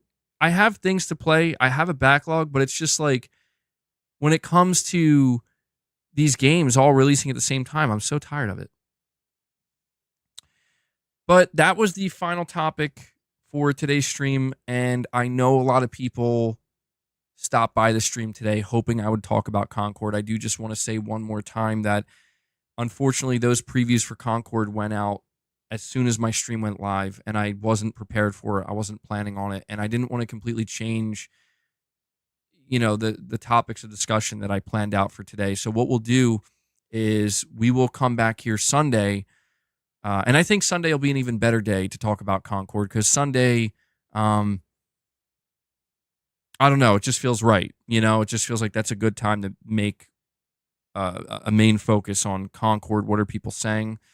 The good news is apparently it's getting good previews, which is better than hearing that the game is bad because I'm still going to at least try it and see it for myself. So we'll talk about that. Guys, do me a big favor. We still have over 230 people here hanging out, which is great to see. We're going to move to the members lounge in just a couple of minutes. But what I'm going to do is last call for any membership gifts, or if you want to become a member so you can come over to the members lounge with us. This is the time to do it. We're sitting at 25 members. We hit our main goal today, which is great to see. Thank you guys so much for that. I also want to ask you to please hit that like button. We're sitting at over 220 likes. Let's get one last big push. Hit that like button. Maybe we can get that to 235, 240. Hitting the like button really helps the streams. And let me make sure I'm not forgetting anything else here. And no, I think we're good. I want to go back and make sure I didn't get any direct donations that I missed. Okay, we're good there too. Space Marine 2 is a game I'm looking forward to most, but it sucks. It's only third person. Dude, everything I've seen about, I don't know anything about like the Warhammer universe, but everything I've seen of this game, I'm like, this game looks sick. Like, I absolutely want to play this game. It has like a campaign. You could play it cooperatively, and it even has like multiplayer. Like this, I feel like this game's just coming out of nowhere. I don't even know about the first one. Oh, you're saying not third person, 3-player. Oh, okay. You want to hear what the player base will say? Yeah, I don't know. I don't know anything about this universe. I don't know what the expectations are. Go watch a starters. Warhammer is amazing. Sorry, I'm rubbing my tricep here. I have like a... Triceps are so sore, man. The first one still holds up on PC. Telling me to grab it. Well, I'm just gonna wait for the new one at this point. But it's like one of those games where all I needed to see was one trailer and a little bit of gameplay, and I'm like, okay, I'm sold. I literally don't need to see anymore. You know, just knowing that it's 3-player co-op, you play the story together, it's going to be multiplayer. Like, yeah, sounds good, man. My only annoyance is that it comes out, I think, literally I don't know if it's the day after, but just a couple days after Astrobot. So it's one of those things where it's like, I feel like I'm going to struggle to balance out these games all releasing at the same time. That's always so overwhelming, man. Every holiday season, it's just like there's a barrage of games, and I'm like, I just can't. I can't keep up with everything, man. All right, so we're about to hit the 3-hour and 20-minute mark. This is where I'm going to segue to the outro, and we are going to move over to the members lounge. So again, if you have that member badge next to your name, you will gain access to that. That's going to go live as soon as this stream ends. So I want to just make sure to thank everybody for tuning in. And we have Gavin House here at the last minute dropping a membership gift. He drops a single gift here. Thank you. I Appreciate Gavin, it. thank you so much for that, buddy. He takes us to the 26 mark. He's getting that last membership gift in. Visual Dragon was gifted. So there you go. Visual Dragon, you now have access to the members lounge, bro. Good stuff. But yeah, I have to thank everybody for tuning in. I just want to once again acknowledge that there's not a whole lot going on right now.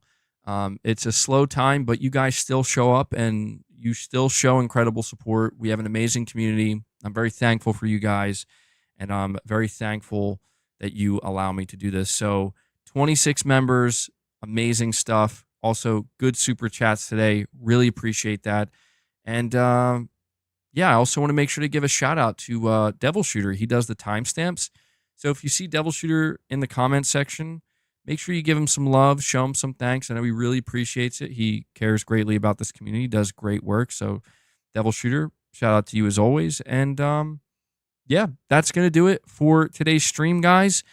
As I said, the members lounge is going up immediately after this. So to all my members, I will see you over there. And to everybody else, I will catch you guys in the next stream. So until then, take care, everyone. Wait, hold on.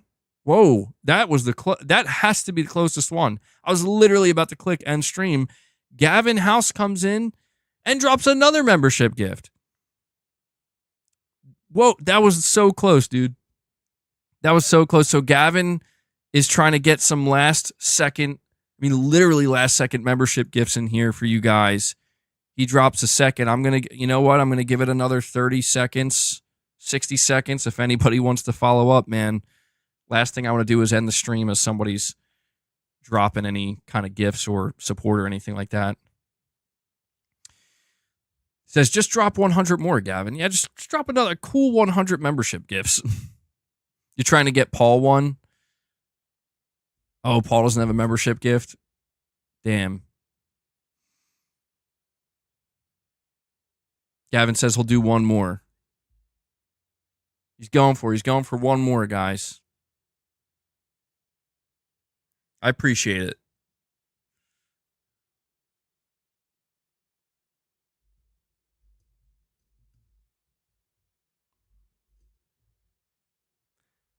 Oh, he rolls it. Let's see. Oh, okay. Well, it didn't go to Paul.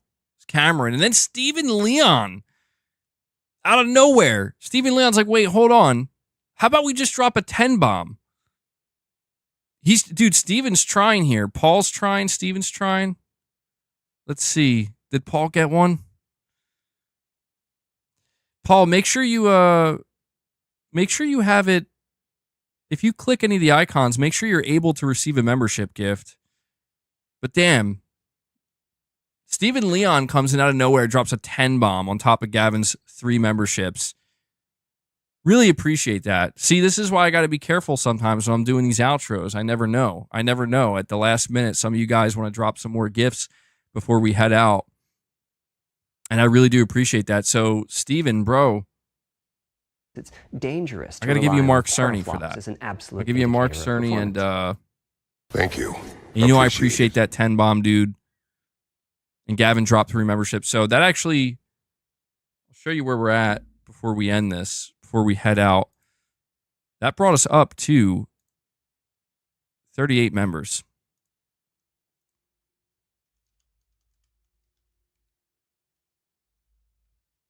Just update this, and there we are. So really appreciate that, guys. Just like that, just in a matter of a couple minutes, we went from 26 members, 25 members, all the way up to 38. More people now have access to the members lounge. And I'll just put this last, reminder out there. If you are a member, if you're gifted a membership, it's not just the upcoming members lounges you have access to for the next month. You have access for the time you are a member. You have access to everything we did, all the previous members lounges, as well as all of the member streams we've done. And Corey Landiga and Matt Fu. Look at these guys. They straight up tag teamed a 20 bomb. Corey comes in and drops another 10. And then Matt Fu, they literally did that at the exact same time. That's nuts. Back to back. 20 more memberships gifted. And I feel bad because we went over 50. and I don't have my dumbbells with me. I'm going to owe you guys some reps, okay? Remind me. I got to bring my dumbbells up and keep them over here next to the desk. That's incredible. Thank you guys so much. That's 20 more memberships gifted, bringing us up to 58. So you guys crushed 2 goals like it was nothing. Amazing. Holy shit. Love to see it, dude. So let me update this one more time. Did Paul get one, by the way?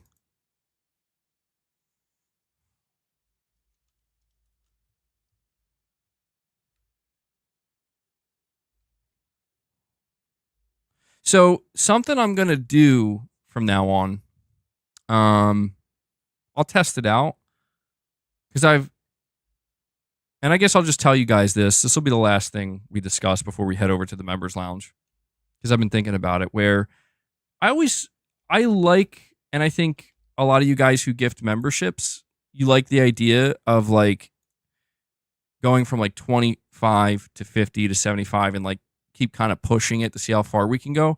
You tell me what you think of this idea. We can just test it out, see how it goes. I think I want to put like a pin at 100 where we can go beyond 100 and we will count every time we go beyond 100 on a given stream. But that'll be like the high watermark of like the ultimate goal was achieved today of 100 members. And if we go beyond that, if we go to like 125, 150, we'll still count that, but you will still see that we hit that main goal. Does that sound fair? Because I always feel kind of bad that like, I don't like to convey to people like, well, it will never actually hit the goal. You know what I mean? Like we'll never go beyond the goal because the goal will just keep going further and further and further. So I'm trying to find like a good in-between, a good balance, if that makes sense. And as I say that, we got Sean Mitchell coming in, dropping another 5-bomb. You guys have a full-blown membership train. And then Shems comes in and drops a single as well. We're still going, man. Thank you, Shems. Thank you, Sean Mitchell. Really appreciate that. That's 6 more members. That's 64 members on the day. That's insane. See, this is where I never know, man. I never know when these membership trains are going to take off. Literally, as I was about to hit the end stream button, Gavin was like, no, we need to do more. Thank you guys for that. Let me show you where we're at now. MBG's really glad he didn't end the stream. I mean, yeah, it helps me, obviously, but a lot of people here receiving these membership gifts that they'll be able to join us now, which is great. And Zagatka comes in and drops another membership gift, bringing us up to a solid 65 members on the day. You guys are keeping it going here, man. At the end, too. At the very end. I mean, I'll just stream for another hour. No, I'm just kidding. I'm not. I mean, we could, but we're going to hit 66. And we have Josh with a super chat here. He says, if PlayStation signed a deal with Game Science, why wouldn't they include Black Myth in their SOP when Game Fest was only a few days later? People don't use their head. I agree, Josh. And we have Adama the Dragoon comes in and actually decides to become a channel member, bringing us to the coveted 66 members. Adama the Dragoon, thank you so much for that, man. Really appreciate what you guys are doing here. It means a lot. It really does. Let me tell you, on these days where there's not, again, like some fully loaded, insane news, some breaking news, you guys still show up. PlayStation Pete with the super chat as well says, just defeated Gigas in Stellar Blade, purchased 2 Astrobot shirts, plush and water bottle. That's amazing. PlayStation Pete's going all in with Astrobot. He's all in with the merch. He's like, I'm going to buy 2 shirts. I'm going to buy the plush and the water bottle. You love it. You love to see it. That's awesome. And congratulations on defeating Gigas, dude. Absolutely. And we have Mithranyo coming in, dropping a membership gift. And Corey drops another 5. Dude, you guys are nuts. You guys are absolutely nuts today. We are now sitting at 72 members. Guys, we literally went from 25 to nearly 75 in a matter of minutes. And then Hellbound comes in and drops another 5-bomb, taking us over 75. That's incredible. You guys are amazing. This community, man, never ceases to amaze me. JMR's like, what's going on? Yeah, just missed a 69, bro. For Paul, in the name of Paul. Did he get gifted yet? That's awesome, dude. We're sitting at 77 now. I'm in shock, man. I don't know. It's not that I doubt you guys. It's just always expect the unexpected. You know, earlier this year, I said multiple times, expect the unexpected with Sony PlayStation. But really, this whole time, I should have been expecting the unexpected with you guys. But that's awesome. Thank you guys so much. That's an incredible feat, going from 25 members all the way up to 77. And even still getting a couple of super chats at the end here, too. Let me see. But Josh, yeah, I agree with you. I didn't mean to like breeze over your super chat. I just want to say that I don't think Sony has any type of exclusivity deal with Game Science. I think it's fairly obvious they don't. And I think it's weird that that was even a talking point, you know, for that day. And PlayStation Pete, you have to let me know if you end up beating Stellar Blade, man. And Josh with another super chat says, as for your PSVR 2 stream, I think people get way overblown with this stuff. It's a niche peripheral for PS5 where there are plenty of games still coming. Yeah, I don't think it's going anywhere anytime soon. I want to make that clear. Like, I do still stand firm in that I think Sony is walking away. Maybe isn't the right way to put it, but it's something that they don't want to invest heavily into, even though it hasn't been out for that long. But I think it's going to be something that they still stand by for at least years to come, because I feel like that's the least they can do, where you asked people to buy this peripheral. It's more expensive than the console. The least you can do is make sure that, you know, the people who did that are getting their money's worth over the, you know, for at least half a generation or something, you know. So I do agree. I think like when people come out and they say like PSVR 2 is dead, it's like, well, no, it's not dead, because Sony, listen, I've been watching Mystic's videos recently, and he said something that struck a chord with me that I agree with, where Mystic said when he heard from the report that Sony has 2 games in development for PSVR 2, that's more than he would have thought. And I have to agree with that, man, where it's like, yeah, that's 2 PlayStation studios working on PSVR 2 games. That's more than I would have expected as well. And Matt Fu comes in and drops another 10-bomb on you guys. Matt Fu is keeping the membership train rolling, bro. He drops another 10-bomb, bringing us up to 87 members. Guys, that is insane. We are 13 away from hitting 100 members. You guys are nuts in the best possible way. Matt, thank you so much for that, buddy. So again, everybody who's receiving a membership gift today, be sure to come hang out with us in the members lounge. Should be pretty fun. Usually is. Never know what we're going to discuss. But I've been doing more gameplay streams as well. We did stream Hi-Fi Rush. So if you're interested in seeing how I feel about Hi-Fi Rush, you could go check that out. And my God, dude, look at Matt Fu, bro. Matt Fu comes in and drops a 20-bomb. Matt Fu drops a 20-bomb. That's 30 membership gifts from Matt in a matter of minutes, taking us well over 100. We're going to be able to test it right now, hitting the high water mark of 100 members. W's in the chat for Matt and everybody else gifting. Chris Brown says, last call my ass.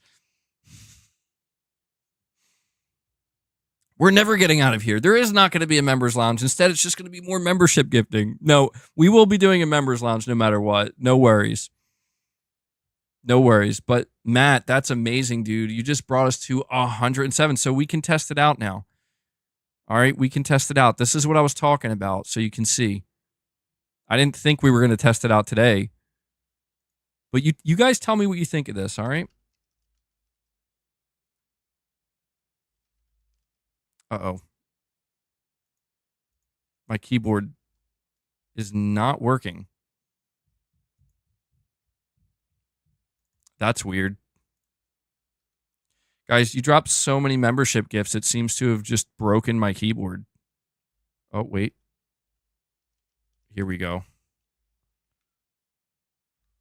All right, so we're over 100 members now, and this is what I was thinking about doing going forward. It feels better to me to do it this way, where for me, hitting 100 members in a stream is a big feat. Like that's a lot of members.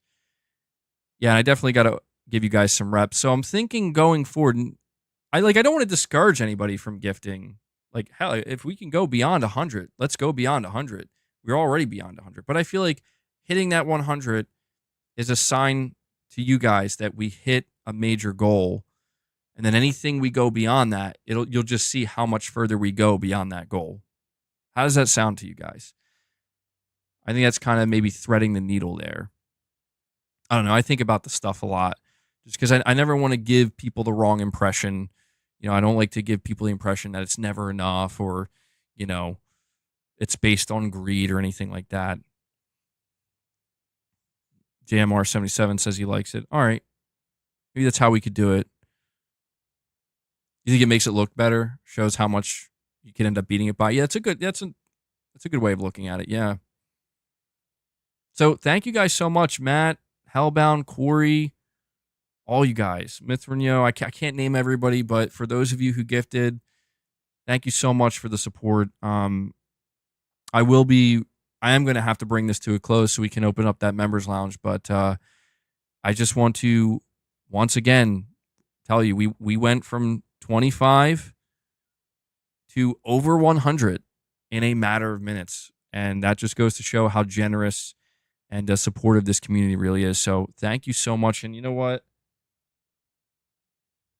Hold on. Just feed the beast one more time. It's the least we could do. Can't go overboard. Just a few more, boss. Just a few more. I know. Come on. Here we go. There you go. I give him a little bit more. You guys went above and beyond today, so enjoy, boss. I know Corey's happy. Corey loves when we feed the beast. Let me just make sure I didn't miss any super chats. Josh, I almost did miss your super chat here. And you say, let's say they did sign a deal talking about game signs with Black Myth Wukong. Since when was it a bad thing to sign a third-party deal when PlayStation usually funds and helps the teams? Rise of the Ronin benefited. Well, yeah, I mean, that kind of gets into the whole conversation of like Sony is bad for doing exclusive deals, but I've always tried to tell people it's like a double-edged sword where on one hand, yeah, they're taking the game away from a group of players, which I could see why for those players it absolutely sucks. But on the other hand, it's exactly what you're saying where they are funding the game. You know, they are funding it and they are supporting the development team. Like I always try to remind people that if there ever is a third-party deal, there's no gun being held to the head of the development studio or the publisher. You know, like they have to decide that this is worth it for them, that whatever Sony is offering them, it's worth taking it. It's worth taking that offer. And, you know, Microsoft still does exclusivity deals as well. Like, I feel like people forget about this. It might not be as aggressively as Sony does, but dude, like that one game, Stalker 2, I think looks amazing. That's a timed Xbox exclusive. Microsoft paid for that to be an exclusive. There's a deal in place there. So, you know, I'm not going to be mad at them for that because it's like, yeah, I get it. Like, that's kind of the name of the game. And I'll wait for it on PlayStation. And for Xbox players who get to play that first, you know, I could understand why they would be happy that Microsoft did that for them. So I don't really have much of a problem with these timed exclusives or anything like that, as long as the developer is getting something, you know, that helps them. Because again, it's not like Sony's twisting arms here. If that were the case, nobody would take any deals with Sony. And then Josh with another super chat. Thank you for the super chats, Josh. Really quick, JMR77 is saying, how do you gift memberships? You should be able to do it. If you're on desktop, it's at the bottom of the chat. It's the $sign. There should be the option to gift memberships. If you are on Android, you should be able to do it the same way if you're in the chat. If you're on iOS, you might not be able to. You might have to go into Safari. Go on YouTube through the Safari app or through a browser, and you can do it that way. And Josh says, if you want one, get it. If not, don't. Gamers these days are so focused on the companies and their money, they are still announcing games. So enjoy what you like and forget the noise. I agree. I do have to pay attention to the noise sometimes. You know, I have to pay attention to it. It's part of the job here. But believe me, there are many times where I have not learned or realized in the moment that you just got to forget the noise, you know? And I've been doing that more recently, and I have been enjoying myself more. Like I've been enjoying just the experience of what we do here and engaging with games more. It's a balance, I think. You got to know when you've heard enough noise and to just drown it out, you know? And then Josh says, just got here. My bad, my guy. No, it's all good, dude. It's all good. I'm never going to tell somebody like, yeah, you apologize for supporting the channel. No, never. And then Grady, a member for 7 months, says, MBG, are you going to try the First Descendant when it comes out next week? I actually am. I have to admit, this one is a little bit painful as of right now because everything I'm seeing of the game, like, it looks so unbelievably generic. And I have to be honest with you that the only reason I'm trying this game, the First Descendant, the only reason I'm trying it is because I'm so burnt out on Dead by Daylight, but I want to find something new to play with Mrs. MBG and Brown Sugar. Shout out to those of you who know Brown Sugar. I'm so desperate to play a new multiplayer game with them that I am like, okay, I will give it a shot.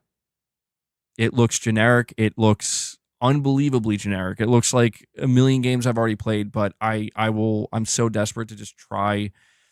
I'll try the Concord beta as well. When that beta drops, I will try. When does that beta drop? I will try it. I'm getting desperate in the area of multiplayer. I'm not going to lie.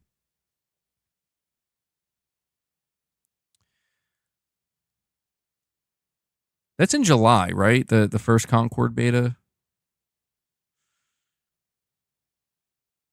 Brown Sugar's a high-level mobster in the Muscle-Bound gang. Damn, Paul, still no membership?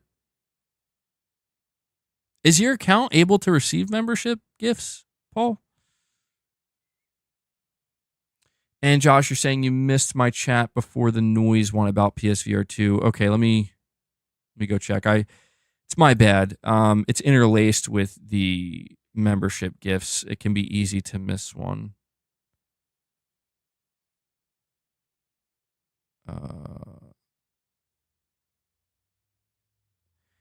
Saying, as for your PSVR 2 stream, I think people get way overblown with the stuff. It's a niche peripheral for PS5 where there are plenty of games still coming. If you want one, get it. If not, don't. Gamers these days are so focused on the company's money, they are still announcing games. So enjoy what you like and forget the noise. So there you go. A full complete. That's the one I think you were talking about. Is it's yeah, we're all caught up now. Sorry about that, Josh. The open beta is July 18th. I think that has to be the closed beta, right? Early access. Oh, for early access, July 12th through 14th. Okay. Yeah, I think IP Gaming, I don't know if IP Gaming's here right now, but he said he would hook me up with a code, a friend code. I don't know though. Maybe I'll try to get my own beta codes so I can try it with Mrs. MBG and Brown Sugar. It's ironic because even though I'm not at all like, there's nothing about Concord that looks fun to me. You guys know this, and we'll talk about it on Sunday. But It's ironic because like Brown Sugar, he's like, oh, I think it looks pretty fun. I'm like, really? Like it was like very surprising to me because I play video games with him all the time, and it just didn't seem like something he'd be into. I think Mrs. MEG is probably going to be interested. You're going to love I'm going to end up getting roped into this game, dude. And we have Sinther's G-Man. Hopefully I'm saying that correctly. He decides to re-up his membership as well. You guys are still keeping this going. He comes back to greatness awaits. Thank you so much for that, Sinther's G-Man. I really do appreciate the support, bud. And so there we go, man. 108 members on the day. You guys are incredible. I really can't thank you guys enough for the support. Sorry if I sound like a broken record. It's just, it's always an awesome thing to see. And so here's what we'll do. I think the dust is finally settled. Now time for the real outro, okay? Where we're going to move over to the members lounge. I'll keep it short. Hit that like button on your way out, okay? We're at 240 likes. You guys are killing it. Keep it up. Shout out to Devil Shooter once again. It's 2 shout outs in one stream. And just one last major thank you to everybody who showed support today. But in an effort to make sure we get to this members lounge, we're going to end the stream now. We're going to move over there. So to all my members, I will see you in the lounge in just a couple of minutes. And to everybody else, I will catch you guys in the next proper stream on Sunday. Okay, that's going to be when we stream next. Tomorrow there should be a video out. And there you go. So, all right, we're good. Until next time, guys. Take care. I gotta. Why do I do that? I feel like that's so cringe. Why am I doing that? Take care. There we go.